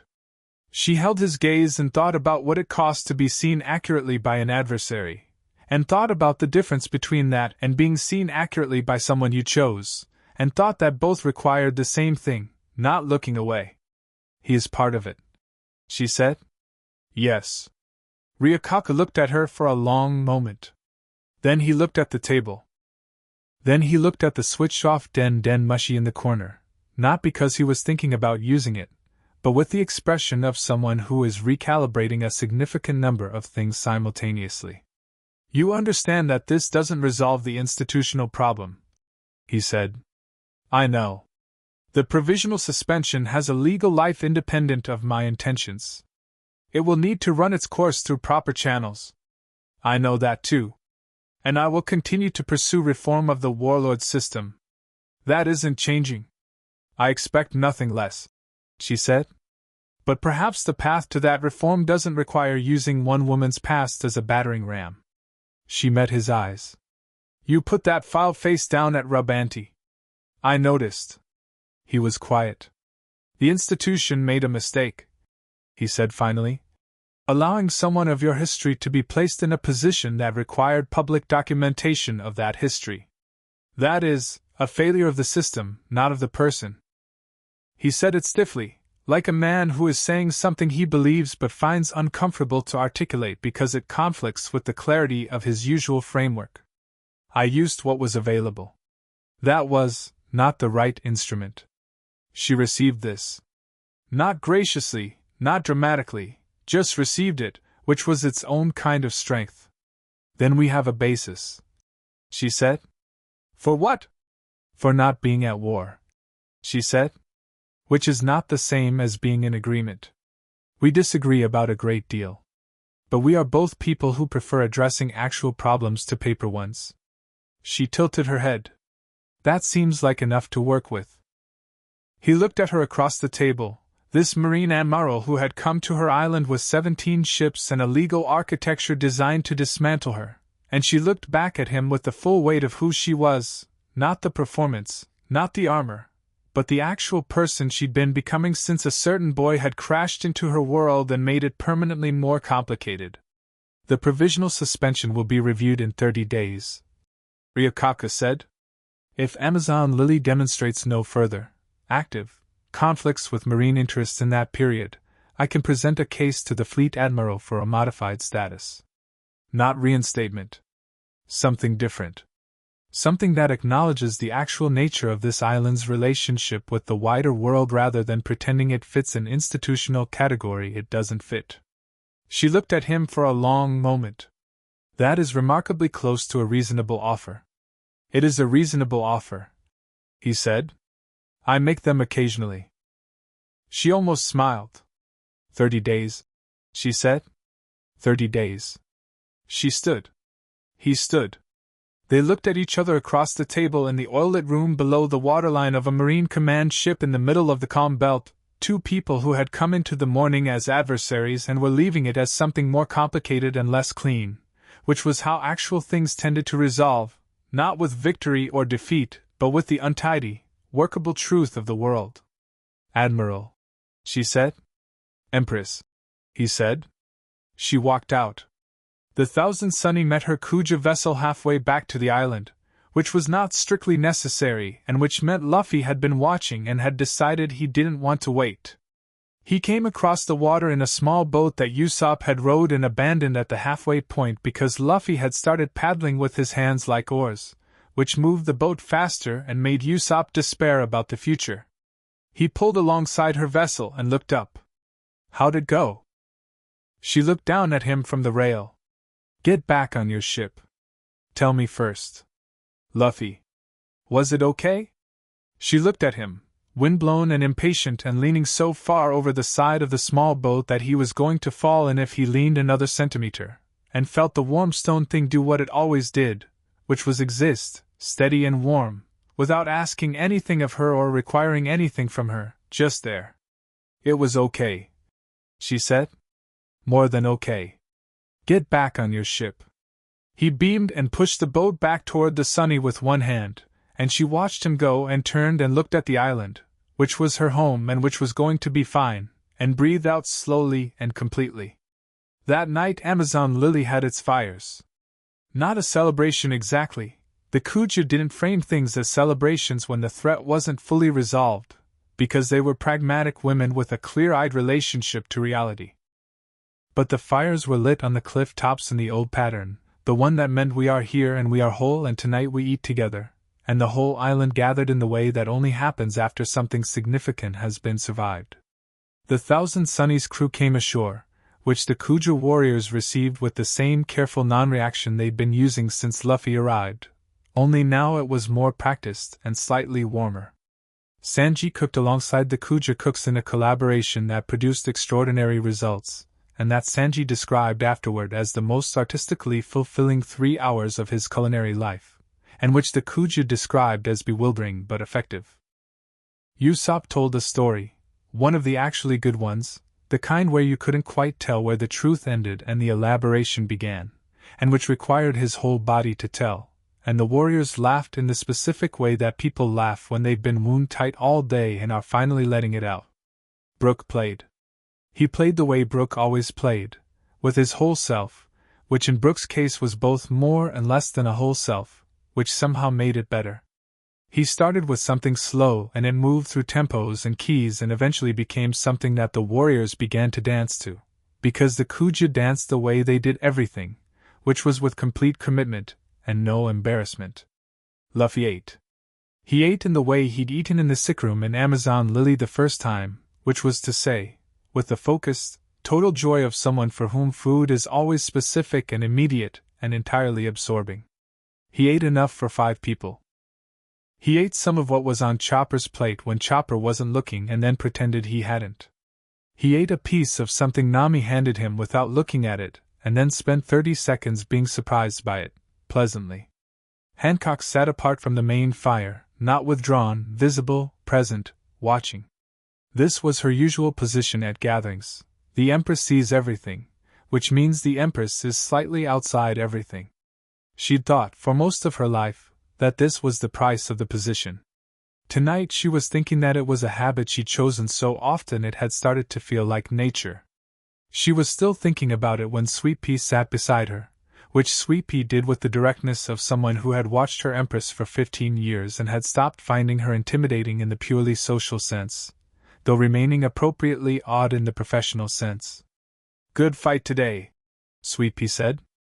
"Good command on the southern beach," Hancock said. "The timing on the second wave, you anticipated the repositioning before they signaled it." "Felt it in the water," Sweet Pea said. "The Sea Kings were moving right before the ships adjusted." "That's new. I've been watching their patterns since you had us log them and I'm starting to read it." "Good." She meant it. This was what she'd built, women who were still growing, still learning, who would be better than her in specific ways because she'd made space for that. "Keep watching." Sweet Pea was quiet for a moment. Across the fire, Luffy had stopped eating long enough to get pulled into something. It looked like an arm wrestling contest with 3 of the younger warriors simultaneously, which he was obviously letting them try while maintaining the exact amount of resistance that made it interesting without being impossible. The warriors were delighted. Chopper was commentating. "He's good with them," Sweet Pea said. "Yes. He doesn't treat them like some outsiders treat warriors. Like they're amazing because they're women who fight. He just treats them like fighters." "I know," Hancock said. "That's harder to do than it sounds," Sweet Pea said. "The treating people like what they actually are thing." She paused. "I think you know why." Hancock looked at her.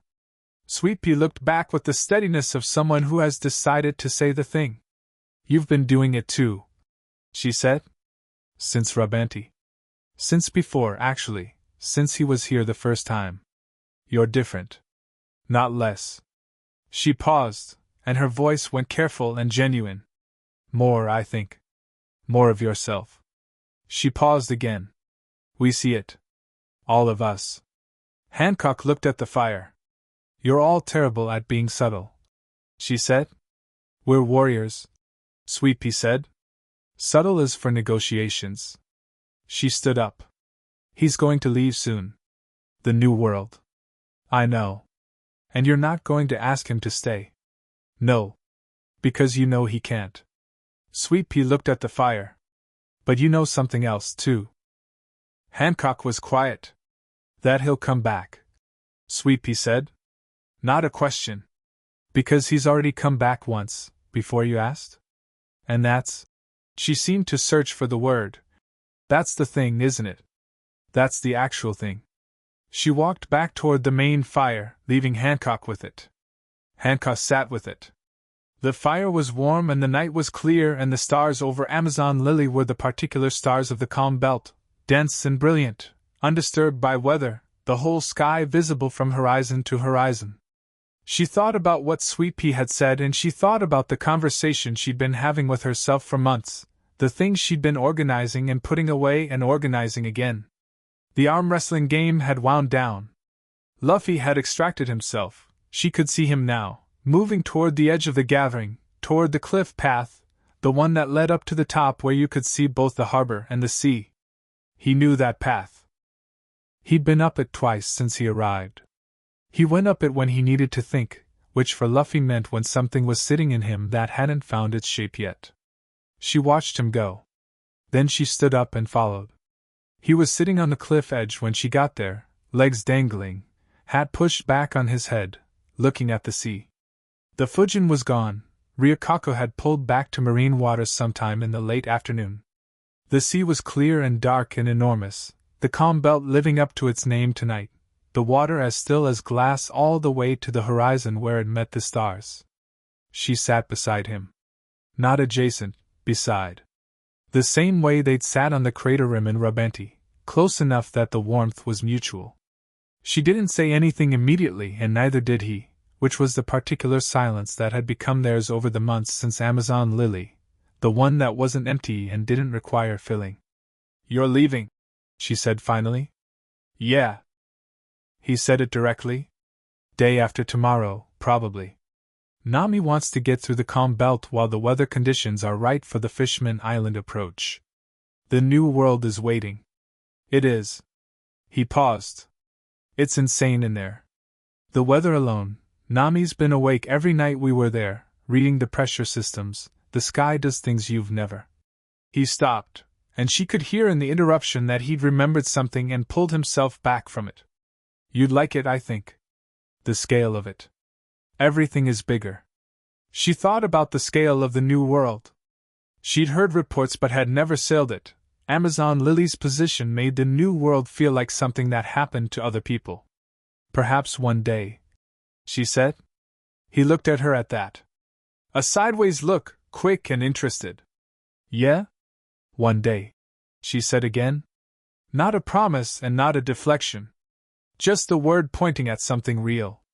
He looked back at the sea. "The Ryukaka thing," he said. "What did he actually say?" "When you were on his ship," she told him. All of it, not the edited version, the complete version, including the parts about her own conduct and the parts about the system and the part where Ryukako had said he's not here as a strategic ally. She told it straight, the way she'd been learning to say things, without managing the impression it made. He listened with his full attention, which for Luffy meant he was very still and very present, and not interrupting, which he only did when something genuinely required all of him. When she finished, he was quiet for a moment. "He said that? About me being here?" "Yes." "And what did you say?" "I said you were part of it." She looked at the sea. "That you were part of what I was defending." The quiet that followed was not the comfortable kind. It was the charged kind, the full kind, the kind she'd been building toward for months without quite arriving at. "Hancock," he said. "Luffy." They both stopped. He looked at her. She looked at him. The stars were behind him, the whole enormous sky, and the fire from the village below cast the faintest orange at the edges of things, and the sea went on forever in every direction, and she thought, now. "I need to say something," she said. "Okay. I've been..." She stopped. Started differently. "Do you remember on the crater rim in Rabanti? I said there was something I was going to say and I decided it could wait." "Yeah." He remembered. She knew he remembered because he was the kind of person who forgot nothing that had been said with full attention behind it. "I decided it could wait because I thought..." She paused, looking for the honest version. I thought I hadn't finished becoming the person who should say it. The Rubanti tribunal was 2 days away and I was still carrying the weight of the medical file and the interrogation strategy, and the thing I'd been afraid of being known as. And I thought, when I've said the thing in public, when I've done that, then I'll be different enough. Ready. He was listening with that absolute stillness. And then today, she said? The battle, and Ryukaka's ship, and all of it. And Sweet Pea just now said something to me. She paused. She said I've been more of myself since Rubanti. Since before that, since you were here the first time. She looked at him directly, with the full weight of her attention. And I think she's right. And I think I've been waiting to say this until I was the right version of myself, which is... She almost smiled. Which is exactly the kind of armor I've been taking off piece by piece, so... She breathed. I love you, she said. She said it the way she'd said I would do it again at Rubanti, with the whole weight of someone who has considered every angle of a thing and arrived at it not through feeling alone but through the particular combination of feeling and thought, and clear-eyed self-knowledge that is the only foundation she trusted. Not the theater version, not the fainting in the roses, not the Pirate Empress falling dramatically for the immune boy. This. The real, plain, undecorated thing. I love you. I've known it for a long time and I've been deciding how to say it, and the honest answer is there isn't a better version of saying it than this one, so... She stopped. He was looking at her. The still and present thing, all of him in it. His face in the star and firelight was doing the thing she'd catalogued, not the grin, the earlier thing, the warm directed thing that she'd seen in pieces and had been trying not to count too heavily because she hadn't wanted to assume. It was fully there now. Hancock, he said. I know, he said. Which was not I know, so what, and not I know, thank you, it was I know, and I have known, and I have my own thing to say about it. She heard all 3 registers in 2 words because she was very good at listening and because he was surprisingly good at layering. Tell me then, she said. He looked at the sea for a moment. I'm not. He stopped. Started over. I don't say things the right way. The way things are supposed to be said. He paused, and she saw him working through it, not struggling with the feeling, she could tell, but with the language, which was genuinely difficult for him in this register, and which made her love him more. When I think about coming back from the New World, the thing I think about coming back to is the crew. Obviously. And you. He looked at her. Not as separate things. You. Specifically. She held very still. I didn't know what it was at first, he said. When I was on the ship going back to Sabaody after Amazon Lily. I just knew I kept thinking about the cliff thing and the training thing and the way you said things without saying them, and I didn't have a word for it. And then I figured out what the word was and then I had it, and it just... He gestured with both hands in the way he did when he ran out of language and needed motion. It was just there. Like it had been there a while. And what is the word? She said, though she thought she knew. Same one as yours, he said simply. He said it without the theater she might have expected, without the grin or the drama or the forward momentum of his usual mode. He just said it with his hands still and his eyes on her and his whole self in it. I love you. It's different from how I love the crew, it's... He frowned slightly, searching. It's more specific. You specifically. The way you corrected my Haki and the way you sit in chairs and the thing you did at the tribunal when you just said the true thing and sat there in it. He paused. I love all of that. You. She looked at him. The sea was still. The stars were everywhere. Below them, the fires of Amazon Lily burned in the old pattern, and the music was still playing, faint and sweet, and the people she loved most in the world were down there being alive and whole after a day that had tested all of them. She reached out and took his hand. Not dramatically, just took it, the way you take something that is yours and has been for a while and you're simply acknowledging it. Her hand over his on the cliff edge, the two of them side by side with the whole sea in front of them and the stars above it, and the warm stone thing in her chest finally, burning at full brightness with nothing around it to dampen it. He turned his hand over and held hers back. They sat like that. The new world, she said after a while. Yeah. You have to go. Yeah. He didn't apologize for it. She didn't want him to. But I'll come back. I came back once already. You came back before I asked, she said. I'll always come back before you ask, he said. That's just. He paused, and she heard him finding the word again. That's just how it is. She breathed in. The air smelled like the island, rain and flowers and green growing things and the faint char of the clifftop fires. She thought about everything she'd carried, all the weight of it, for 20 years of performing strength that was actually strength, but had always been performed alone.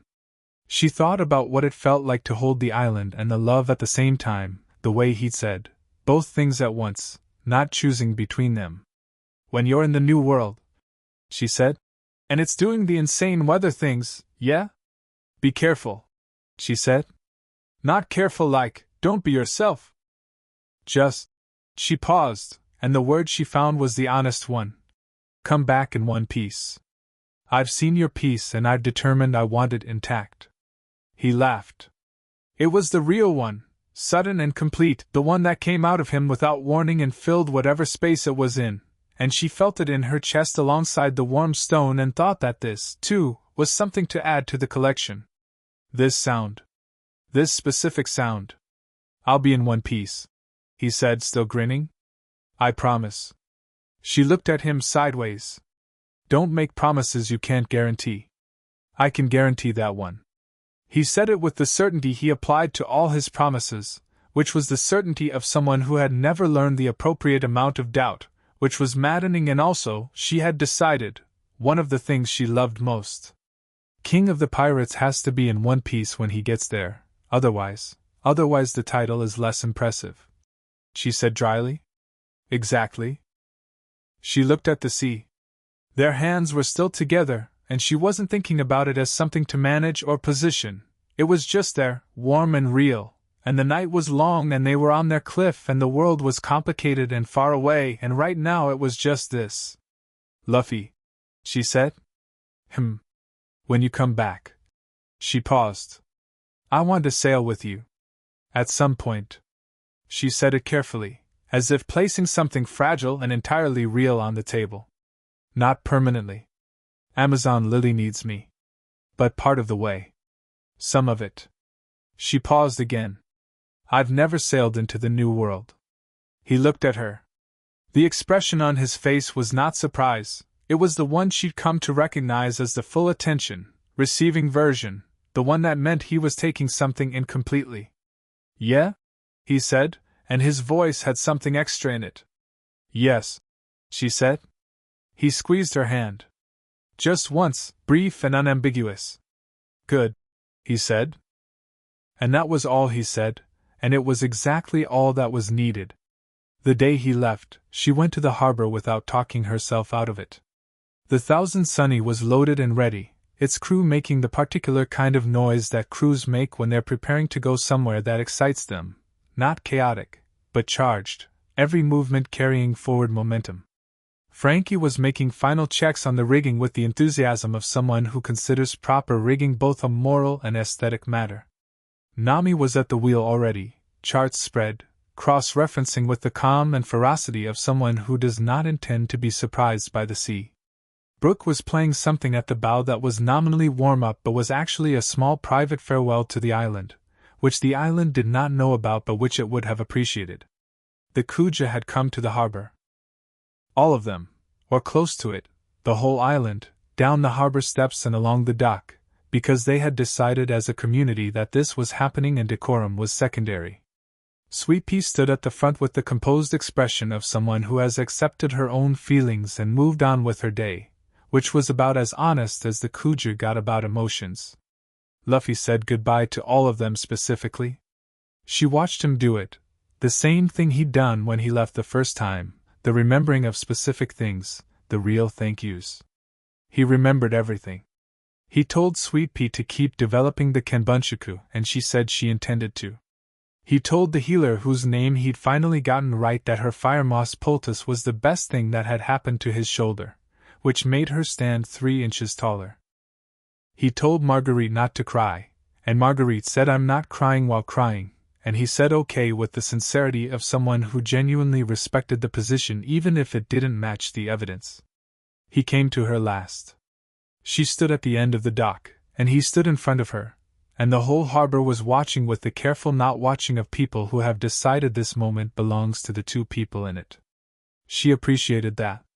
The Kuja were occasionally excellent. Okay, he said. Okay, she said. I'll send Den mushy messages, he said. When we're in range.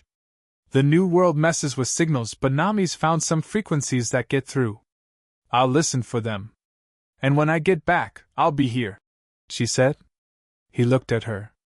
The full look, all of it, the warmth and the direction and the thing that was only for her, which she had spent months learning to receive without deflecting. She let him look. She looked back with the same completeness. Then he reached out and touched her face, just briefly, just the backs of his fingers against her cheek for one moment, the lightest possible contact, so gentle that it was barely there, and she thought, this is what it is when someone who loves you without armor touches you. She felt it from the surface all the way through. I'll see you, he said. Yes, she said. You will. He turned and walked up the gangway. Ropes were cast. The Thousand Sunny began to move. The crew waved from the deck, Nami efficiently, Usopp dramatically, Robin with a small smile aimed at her specifically, Chopper with both arms, Zoro with a nod that meant more than a wave. Frankie did something architectural. Brook doffed his top hat and bowed, which was excessive and perfect. Luffy stood at the stern and watched the island get smaller. She stood on the dock and watched the ship get smaller.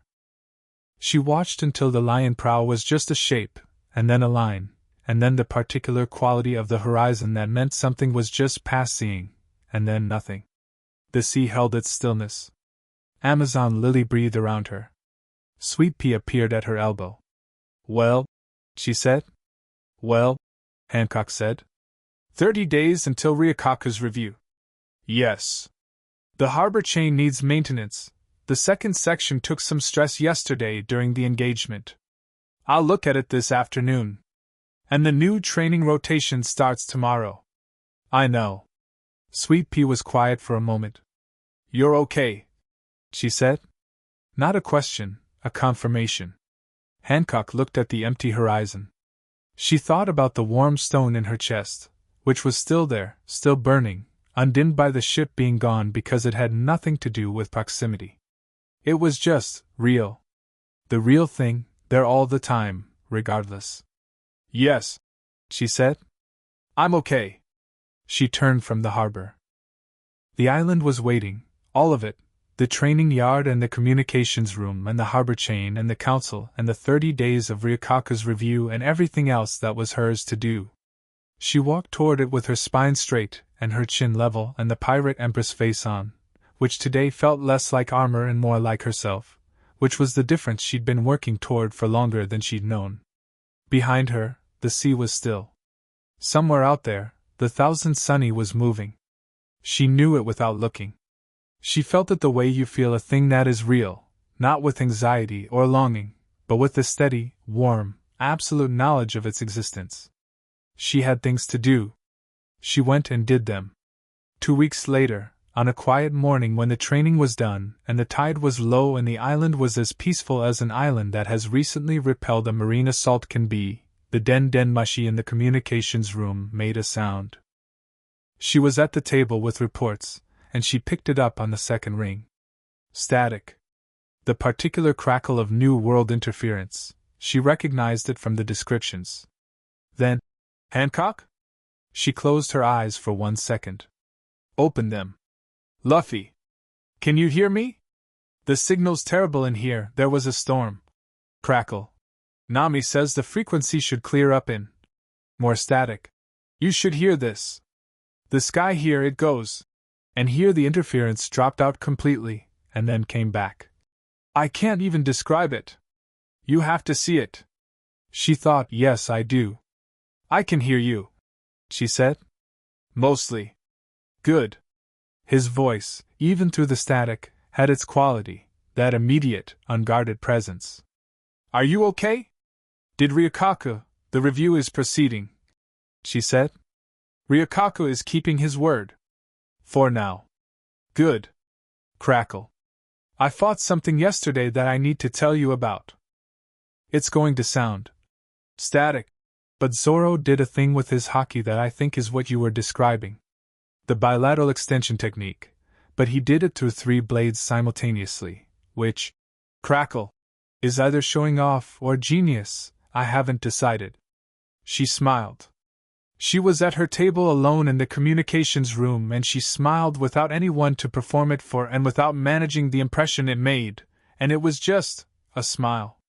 Tell me, she said. He told her.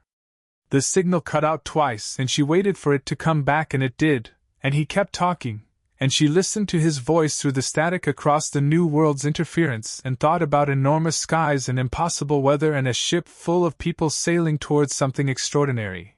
And she thought about 30 days and a review and the work of the island and all the distance between here and there, which was real and significant and not. She thought the point was this. The voice on the other end of the line. The island under her feet. The things she'd said on a cliff in the dark and the things that had been said back. Those things were real. Distance was just distance.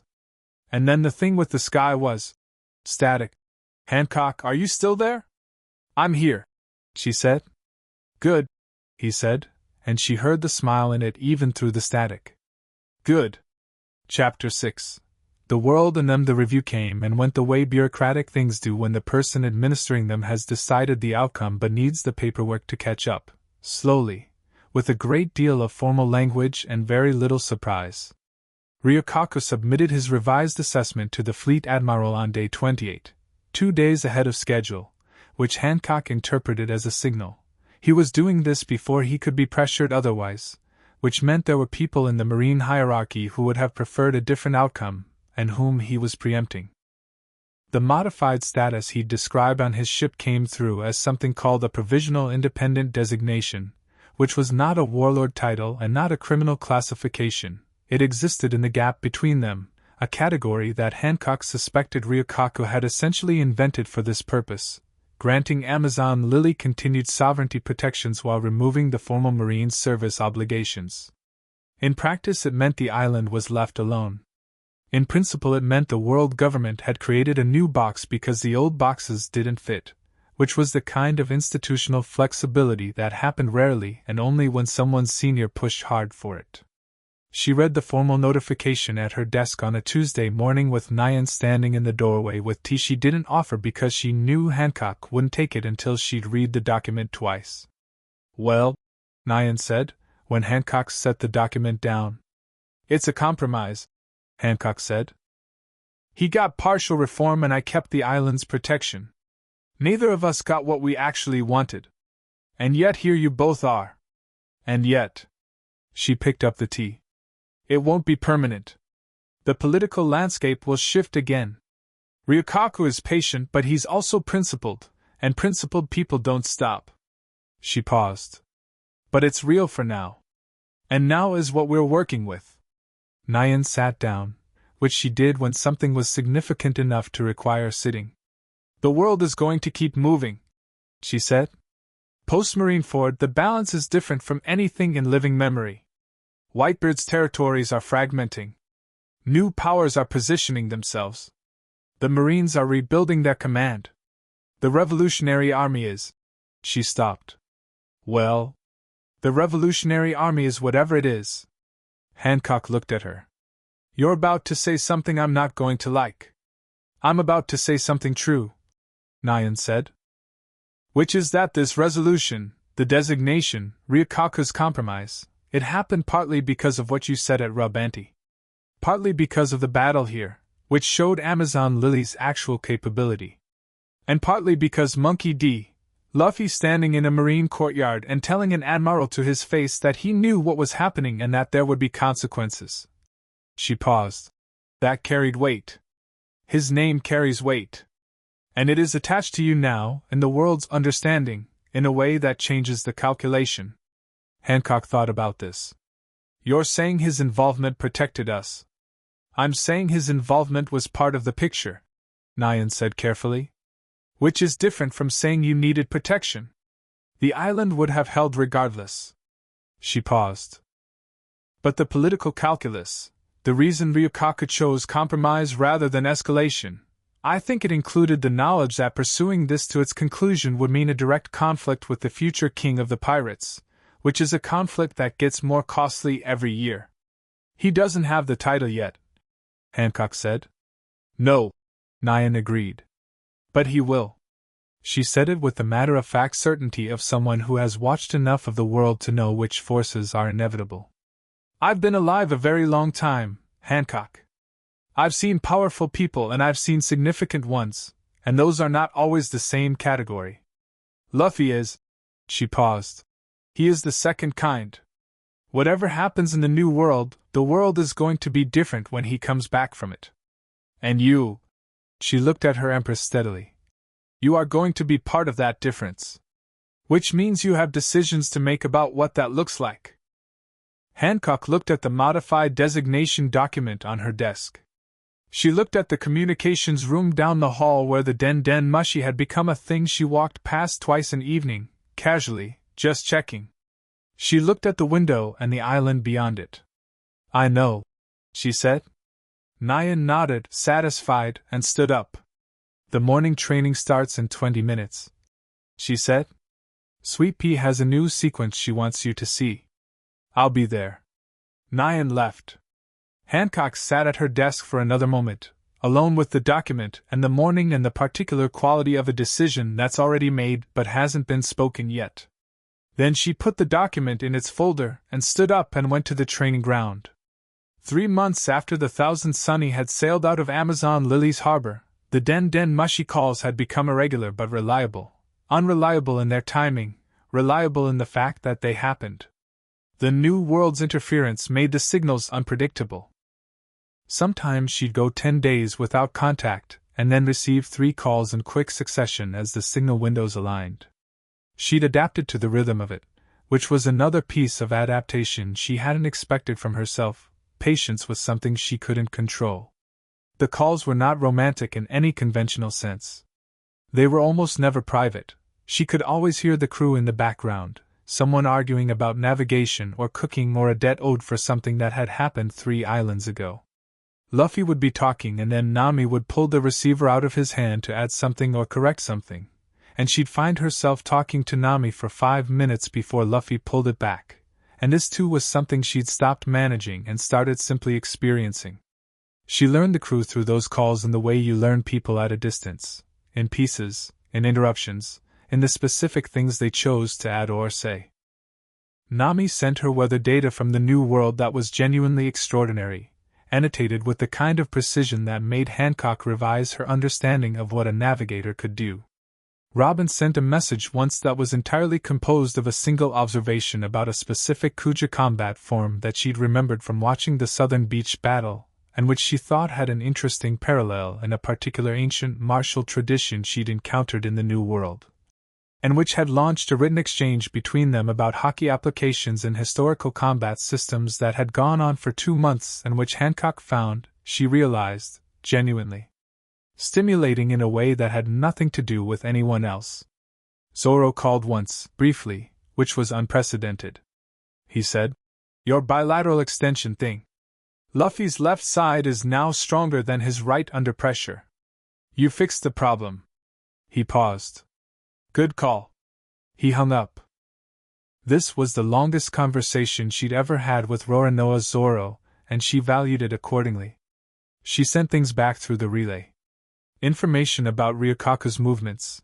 He was still active in the warlord reform push, still methodical, still patient.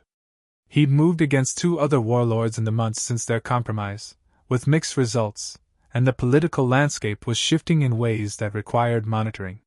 She sent Nami the detailed Amazon Lily weather records going back 40 years, which she suspected Nami would incorporate into the new world models she was building. She sent Robin a response to the historical combat question that was 4 pages long, and which she wrote at her desk at 11 o'clock at night, and did not examine too closely for what it revealed about how much she was enjoying the exchange. She told Luffy about the island. She told him about Sweet Pea's new sequence, which was excellent, and about the harbor chain repair, and about a sea king that had taken up residence closer than usual to the eastern reef and was either protecting them or confused. She told him about a situation with a visiting merchant ship that had tested the boundaries of the provisional designation, and which she'd resolved with sufficient clarity that the merchant had left in considerably more haste than he'd arrived. She told him about the small things, the ones she hadn't expected to tell anyone, that she found herself saying because he asked how's the island in the specific way that meant he wanted to know, really, not just the summary version. He told her about the new world. About the islands that defied physics. About a kingdom built on clouds that should have been impossible and wasn't. About a fight that had left him with a new scar on his collarbone, and a new understanding of his own Haki ceiling that he was still processing. He told her about his crew, Zoro's relentless self-improvement that was becoming something that the new world was starting to notice, Nami's work with the climate systems, Robin's discoveries at each island that seemed to build towards something she hadn't fully articulated yet.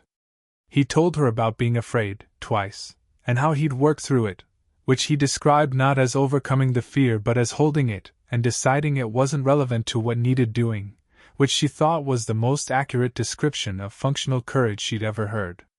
And she told him about herself. In pieces, in the comfortable imprecision of late-night conversations through static interference. She told him about the training, about the decisions, about the thing Nyan had said about the world being different when he came back. She told him about learning to hold the island and the love at the same time, which she'd been doing, and about discovering that they didn't actually conflict, that the love was part of the defense, was part of what made the defense worth being exactly as good as it was. She told him she was happy. She said it precisely, the way she said things, which was, "I think I'm the happiest I've ever been," which is strange because objectively the situation is more complicated and more exposed than it's ever been, and it shouldn't track. And he said through the static, "Yeah, that's what it is." And she heard him smile, and that was the whole conversation, but it was also the conversation she would remember most clearly out of all of them. He came back after 8 months. She didn't know he was coming. She'd had no contact in 11 days because of a particularly aggressive New World weather event that had knocked out every viable signal frequency, and she'd been in the training ground on a Thursday morning working with the reserve unit on advanced armament sequencing when the Sea King, in the outer belt, made a sound that was different from its usual patterns. She registered it peripherally, noted it, and then the harbor watch signal came, 2 long, 1 short, the code that meant an incoming vessel that the Kings were allowing through. She went to the cliff. She shaded her eyes against the morning light. She saw the lion prow. She was at the harbor by the time the Thousand Sunny came through the approach, and she was standing at the end of the dock with her hands at her sides and her face composed, which was armor in the specific sense that she was holding herself together while something inside her was doing something extremely undignified. The ship docked. The crew came down the gangway, and the Kuja greeted them in the by now established manner, warm, somewhat elaborate, nobody acknowledging how warm. Nami came down first and said, "The Sea Kings got significantly more communicative," and then handed Hancock a roll of charts without preamble, which she took on instinct, and they exchanged a look that contained several months of correspondence, and said simply, "Good to see you." Robin came down and said, "I have a question about the second volume of the thing we were discussing." As if they were mid-conversation, which in a way they were. Zoro came down and looked at the island and nodded at it, which was Zoro's version of a warm greeting. Luffy came down last, which was different from his usual first. She noticed it, and didn't say anything about it, which was its own kind of communication. He walked down the gangway and stepped onto the dock and looked at her, and she looked at him, and 8 months of distance collapsed into the specific fact of him standing here, on her dock, on her island, in one piece. He was different. Not dramatically, the same face, the same hat, the same fundamental Luffy. But 8 months of the new world had put something in him that she'd been hearing in pieces through the calls and was now visible all at once. A density. A completeness. The thing he'd been becoming was further along. He grinned. "Hi. You didn't call," she said. 11 days. "Weather event," he said. "Nami can explain the physics. I just know the sky went 4 different colors and everything electric stopped." "I know. I was listening for the signal." Something moved in his face at that. "I know," he said.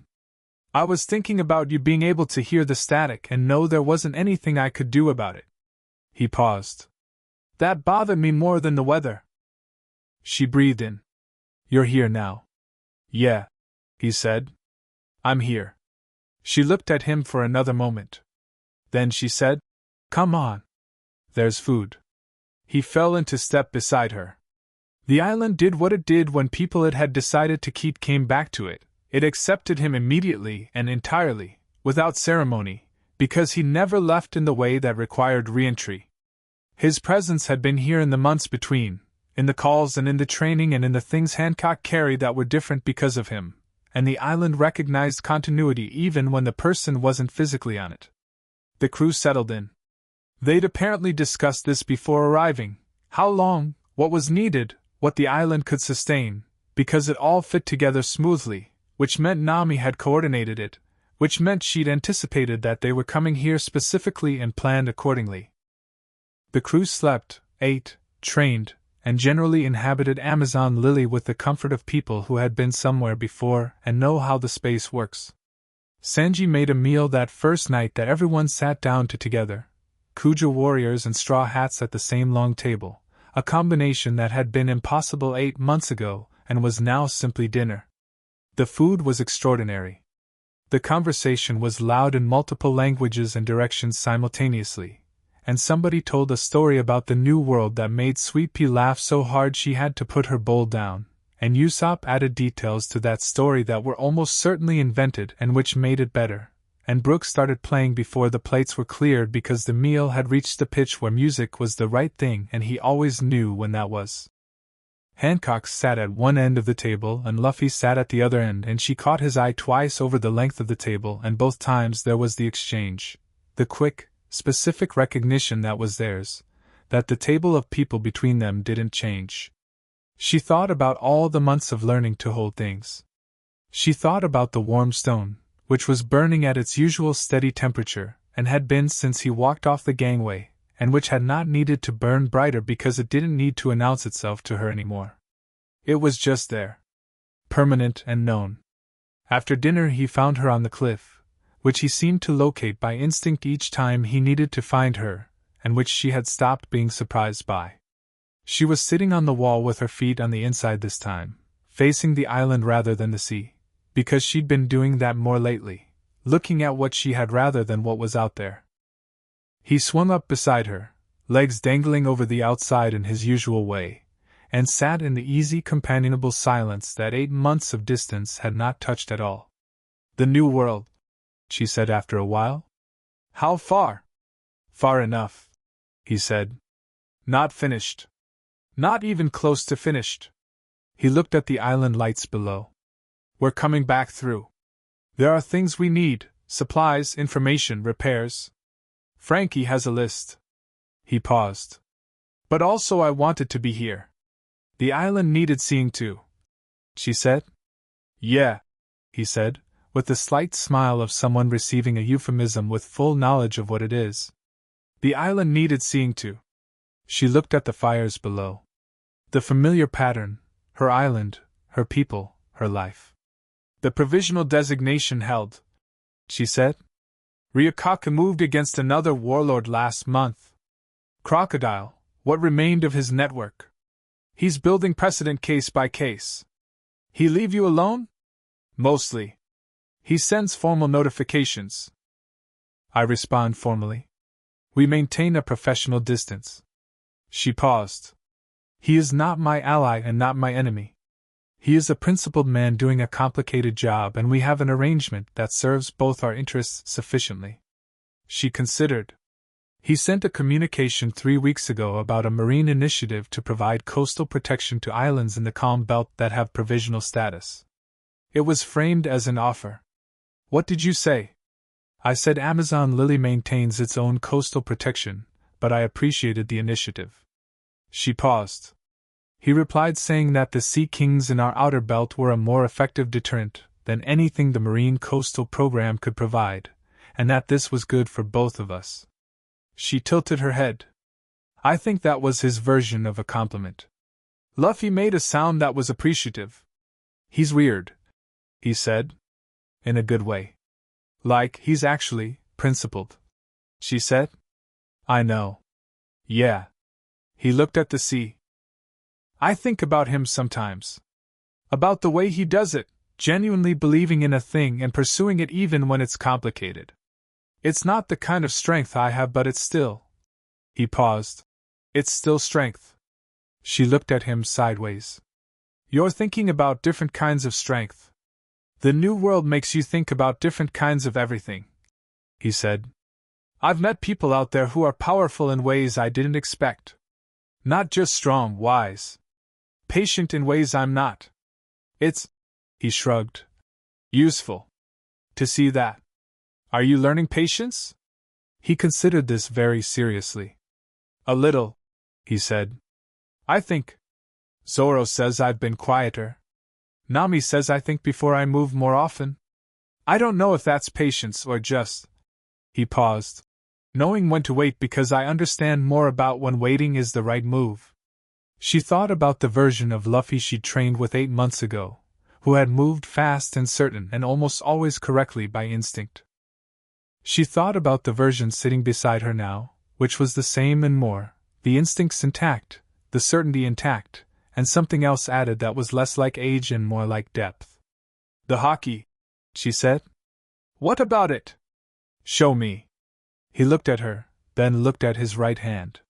He activated the armament slowly, deliberately, the way you demonstrate something rather than use it, and she watched the black coating rise up from his wrist with the evenness and precision of someone who has been practicing something until it has become pure muscle memory. Left hand matching the right without a beat's difference. No gap, no compensation, no dominant hand over each. She looked at it for a moment.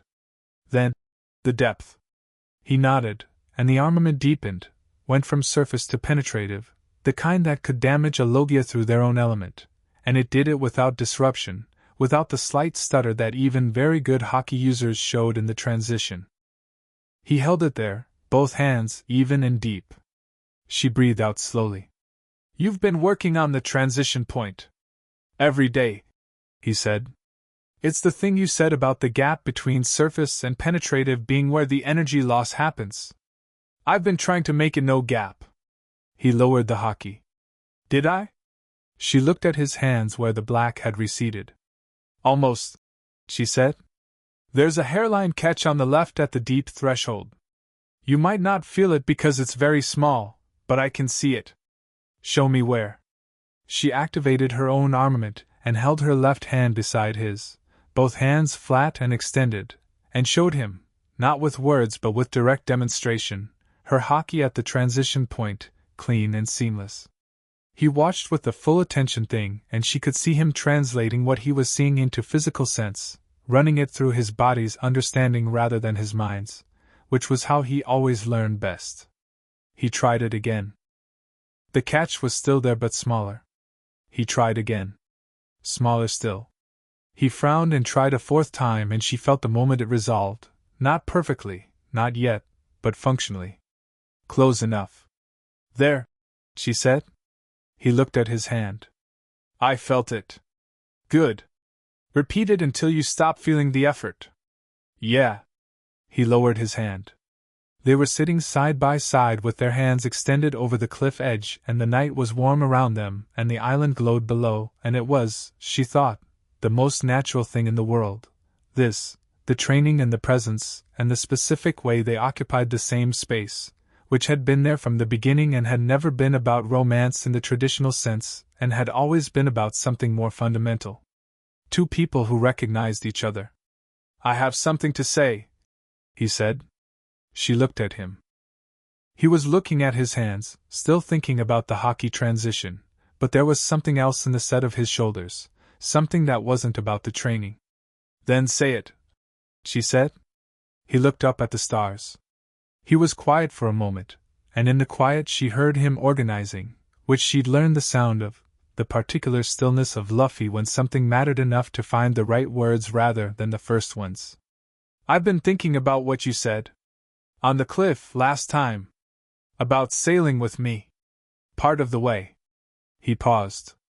I thought about it a lot in the New World. And I want that, he said.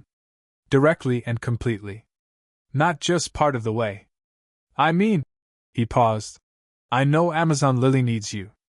I know that's not a small thing and I'm not asking you to choose. But I want. He stopped again and then pushed through the inadequacy of the language to the thing underneath it. I want you to be part of it. My crew is my crew and that's not changing, and I'm not asking you to be a straw hat because that's its own thing. But you're. He paused and found it. You're mine. Is that, can I say that? She looked at him. His face was turned toward her now, that honest, fully present look, with a quality she didn't often see in it, something tentative. Not quite uncertainty, but the particular openness of someone who has said a true thing and doesn't yet know where it lands.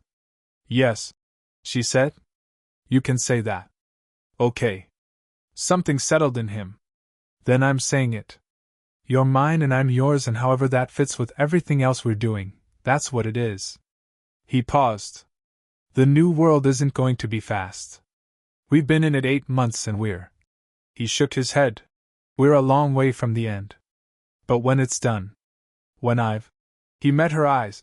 When I'm king of the pirates. I want you there. She thought about what that meant. Not the title. The position, the reality of it, the world that would exist after someone had found the One Piece and claimed the name, and the Grand Line had rearranged itself around that fact again. She thought about Amazon Lily in that world, about what the island would be, about what she would be. She thought about the version of herself that was possible, not the Pirate Empress performing strength from a throne, but the woman who had stood in a civic hall and told the truth and sat on a cliff and said I love you and held the island and the love at the same time without choosing. I'll be there, she said. He looked at her. Yeah? Yes. She held his gaze. Though I should tell you that if you become king of the pirates, and your hat is in worse condition than it currently is, I will be. What is the word Nami uses? Furious. Devastated, she said. I will be devastated. He laughed. The real one. Complete and immediate, filling the cliff and the night and rolling out over the sea below, and she felt it in her chest alongside the warm stone and thought, this is mine. This laugh, this person, this specific variety of impossible. The hat is always fine, he said. It's the most important thing I own. I know, she said dryly. I've watched you take physical damage that would hospitalize most people and emerge from it primarily concerned with whether the hat was undamaged. Priorities, he said. Impeccable, she agreed. He was still smiling, and she could feel it, the expression on her own face, unhidden and unmanaged, just there. And the night was warm and the stars were dense, and below them Amazon Lily was going about its evening and the Thousand Sunny was in the harbor, and for this period of time, however long it lasted, he was here. She leaned against him. Shoulder to shoulder, solid and warm, the way they'd been on the crater rim in Rubanti 8 months ago, but different because everything was different. Because she'd said the thing and he'd said the thing, and it had been 3 months of calls and 8 months of his absence in the specific mode of someone who is absent but real, and now he was here and she leaned and he shifted his weight to accommodate her without looking, without making it a thing, just natural. The natural accommodation of two people who have been figuring out how to fit together, and have now mostly done it. Tell me about the New World, she said. From the beginning. I've heard pieces. It'll take all night. I'm not going anywhere. He leaned back slightly against the air, comfortable, and began. He told her about the first island, the one with the climate system that changed every 6 hours, how Nami had been awake for 36 consecutive hours mapping it. He told her about the kingdom in the clouds, which had the most extraordinary engineering she could imagine, and about the fight there that had given him the collarbone scar, and about the thing the king of that place had said to him that he'd been thinking about since. He told her about a conversation with Zoro at the edge of a cliff, a different cliff, a New World cliff, where they talked about what they were doing and what it was for, and about how Zoro had said something that was inarticulate and completely accurate, which was the Zoro mode.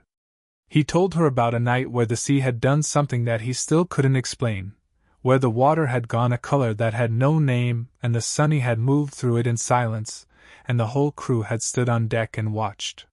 She listened. She asked questions. He answered them, and the answers led to more stories, and the night moved around them in the warm, calm beltway, unhurried, the stars rotating very slowly overhead. At some point, late, the fires below burning lower, she said, "There's something else." He looked at her. "I've been thinking," she said, "about what comes after the New World. In the specific sense." She paused. "Amazon Lily's sovereignty is stronger now than it was 6 months ago. The provisional designation, paradoxically, made the island's legal standing more clearly defined than the warlord title ever did. The warlord title was ambiguous. It made us powerful but dependent on marine goodwill. The designation is a different structure. Less powerful on paper but more genuine." She looked at the island below. "I've been building towards something. Not just defense. Something sustainable." "What kind of something?" "Alliances," she said. "Not marine, not world government. With islands that have a similar interest in genuine sovereignty. Small ones mostly, without the political weight to protect themselves conventionally. I've been reaching out. Carefully. Through channels that Ryukaka doesn't monitor." She paused. "Nami has been helping." Without being asked, she identified 3 island groups in the first half of the Grand Line that she thought would benefit from the kind of structure I've been describing, and she sent me their coordinates with a note that said "for when you're ready." He was listening with complete attention. "I think," she said carefully, "that whoever is king of the pirates, after the New World, after the finding of whatever there is to find, has an opportunity. Not just the title. An opportunity to change what the second half of the Grand Line looks like. How power operates. Who gets protected and who doesn't." She looked at him. "I think you know this." "Yeah," he said. He said it quietly, in the way he said things that he thought about a lot and had been carrying. "I think about it. Not the politics of it exactly, I'm terrible at politics. But," he paused, "freedom. I think about freedom a lot. About what it looks like when people actually have it. Not just the absence of being controlled, but actually having." He gestured. "Room. To be themselves. To build things." He looked at the island. "Like this. Like what you did here." She thought about an 11-year-old in a terrible place whose power had come out as something she thought was destruction, and how that power had become the foundation of everything she'd built. She thought about the choice, the one you make every day, the one that says "I'm going to be this thing and not that thing, I'm going to build rather than just survive." "Yes," she said. "Like this." He was quiet for a moment. Then, "When I come back for good. From the New World." He said it with the particular forward certainty, the established fact mode. "I want to talk about the alliance thing. Properly. Because I think..." He paused. "I think you've figured out something that I need to understand better. The building part. I know how to fight for freedom. I don't know as well how to build the structure that keeps it." She looked at him. This was the thing Nyan had said, about the world being different when he came back. This was what that looked like. Not just the title, not just the power, but this, sitting on a cliff with the future king of the pirates and watching him think about what it means to build something, and recognizing in his thinking something that was genuinely his and not borrowed from anyone, the particular Luffy version of wisdom, which was neither accumulated nor inherited but grown, like everything about him, through sheer persistent engagement with the world. "When you come back for good," she said, "we will talk about everything." "Everything," he agreed. She straightened slightly, shifted her weight, and said, in a different register, "You should sleep. You've been at sea for 11 days with no signals and whatever the New World's weather did to your frequency. Are you sending me to bed? I'm noting that you look like you haven't slept properly in at least a week and that your Haki transition catch will not improve if your body is exhausted." He looked at her with that expression, the warm, directed, only for her one. "You noticed the catch in my sleep schedule from the Haki test." "I notice most things," she said. "I know." He said it with simple pleasure, the pleasure of someone who enjoys being seen. "Okay." He stood up from the wall, easy and fluid, 8 months of the New World in the way he moved. He looked down at her. "Tomorrow. Training?" "Yes," she said. "We'll work on the transition catch until it's gone. And then? And then you'll eat an unreasonable amount of food and I'll pretend I'm not accounting for it when I give provisioning instructions to the kitchen." He grinned. "You do that?" "I have been doing it since the first time you were here," she said. "I told the kitchen you were 2 people. It was the only way to manage the quantities accurately." He laughed, not the huge one but a quieter version, the late-night version, which she had learned to love separately from the loud one because it was different, softer, the one that belonged to moments that weren't performing anything. "Good night, Hancock," he said. "Good night," she said. He went down the cliff path. She heard his footsteps fade. She sat on the wall a little longer, alone with the island and the stars and the enormous, patient sea, and she thought about all the things she was holding, the island, the alliances she was building, the 30-day reviews and the political landscape and the provisional designation and its uncertain permanence, and the love, which was the warm stone and was always there and demanded nothing. She thought about the future in the way she'd learned to think about it, not as something to control or anticipate, not as a series of contingencies to manage, but as something that was already in motion in the directions that mattered, and that could be trusted to continue in those directions if the daily work was done. The daily work of training and building and being honest and holding things and letting things be held. She sat until the fires below went down to coals and the harbor was dark except for the Sunny's lanterns, and then she stood and went inside, and the island breathed around her the way it always had, ancient and living in hers. In the morning the training ground was full. Not because she'd called anyone, because they'd come. Luffy was there first, which she'd expected, running through the basic forms with the kind of attentiveness that meant he'd been thinking about the transition catch since she'd named it. Zoro was there almost as quickly, which she'd also expected, because Zoro's relationship to training was something between religion and compulsion. Sweet Pea was there because she was always there, and the reserve unit had come because Sweet Pea was there, and 3 of the younger warriors had come because Luffy was there, and by the time Hancock arrived the training ground had the particular density of a space being used by people who all actually want to be there. She stood at the edge and assessed it. Zoro and 2 Kuja warriors were doing something that was technically sparring and was actually a 3-way study in armament applications at close range. Luffy was running the transition drill she'd described on the cliff, alone and focused, trying it again and again with the methodical patience she'd noted developing in him.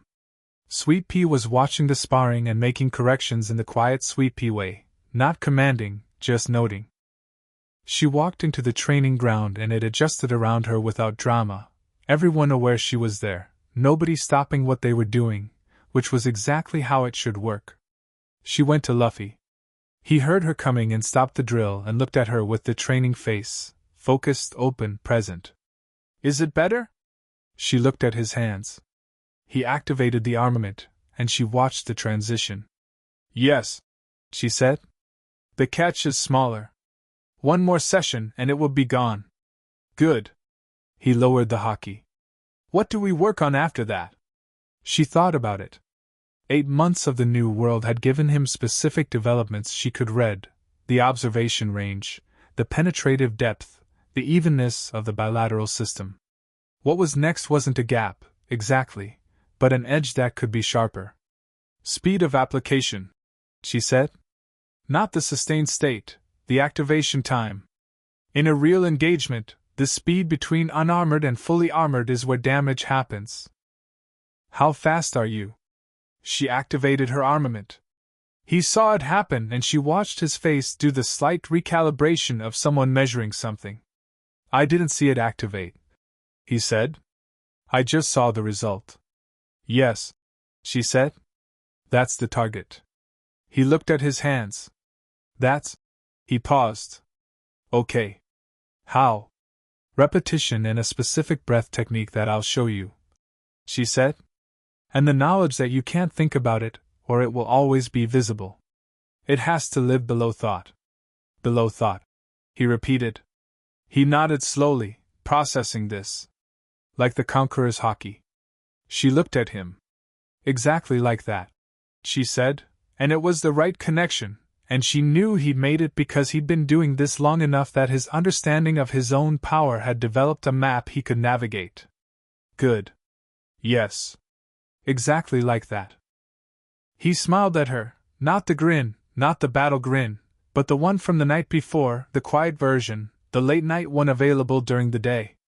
She received it and moved beside him and began to walk him through the breath sequence, and the training ground moved around them, and the morning got brighter, and Amazon Lily was alive and warm and entirely itself. He stayed for 12 days. Not long. Not long enough. But real in the specific way that things are real when they're built on something genuine rather than circumstance. They trained every morning, ate every evening, climbed the cliff most nights and stayed there until the island went quiet. They talked about everything, the new world and Amazon Lily and Ryukaku and alliances and Haki and the crew and the future, which was enormous and uncertain, and felt, talking about it with him, like something they were both facing rather than something she was waiting for separately. On the 9th day, Nami sat down beside her at dinner and said, without looking up from the thing she was writing, "When we come back through the next time, we'll be further along. The western approach of the new world is, we're getting close to the territories that actually matter. It's going to get more intense." She paused. "He'll be more himself," she said, which was Nami's way of saying more capable, more powerful, more of the thing he was always becoming. She looked up. "I want you to know that we look after him. All of us. We've been doing it for years and we're good at it."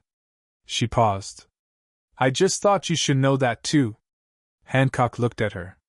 Nami, who managed the route and the money and the pragmatics of survival and who loved her captain with the fierce, practical, unsentimental love of someone who had chosen him freely and chosen him again every day since. "I know," Hancock said. "I've always known." Nami nodded, satisfied, and went back to her writing. Robin sat down on her other side and said, "I found a text in the New World. About Kuja history. I want to send it to you when we get access to a reliable relay." "Please," Hancock said. "It mentions Amazon Lily by a different name," Robin said. "An older one." She paused. "I think this island is older than its current records suggest. I think there's more history here than you know." Hancock thought about her island, its deep, green, alive quality, its relationship with the sea creatures, the way it had always felt like it was part of something larger than one tribe's settlement. "Tell me," she said. Robin told her. And it was good. And the dinner table was loud around them, and the fires were lit in the old pattern, and the island breathed, and the night was warm.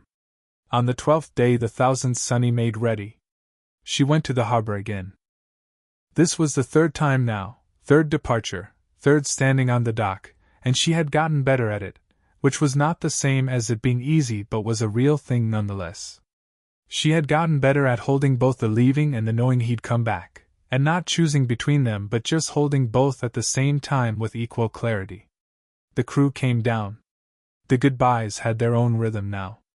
Nami with her charts. Robin with her quiet smile. Zoro with his nod. Sweepy sending them off with a composure that had gotten easier, and was now something she didn't have to work at. Luffy came last again. He stood in front of her on the dock, and the harbor was warm and the sea was flat, and the Sunny's lion prow was pointed toward the calm belt approach, and everything was the way it had been before, except different in all the ways that things are different when they've been built rather than borrowed. "The New World," she said. "The New World," he agreed.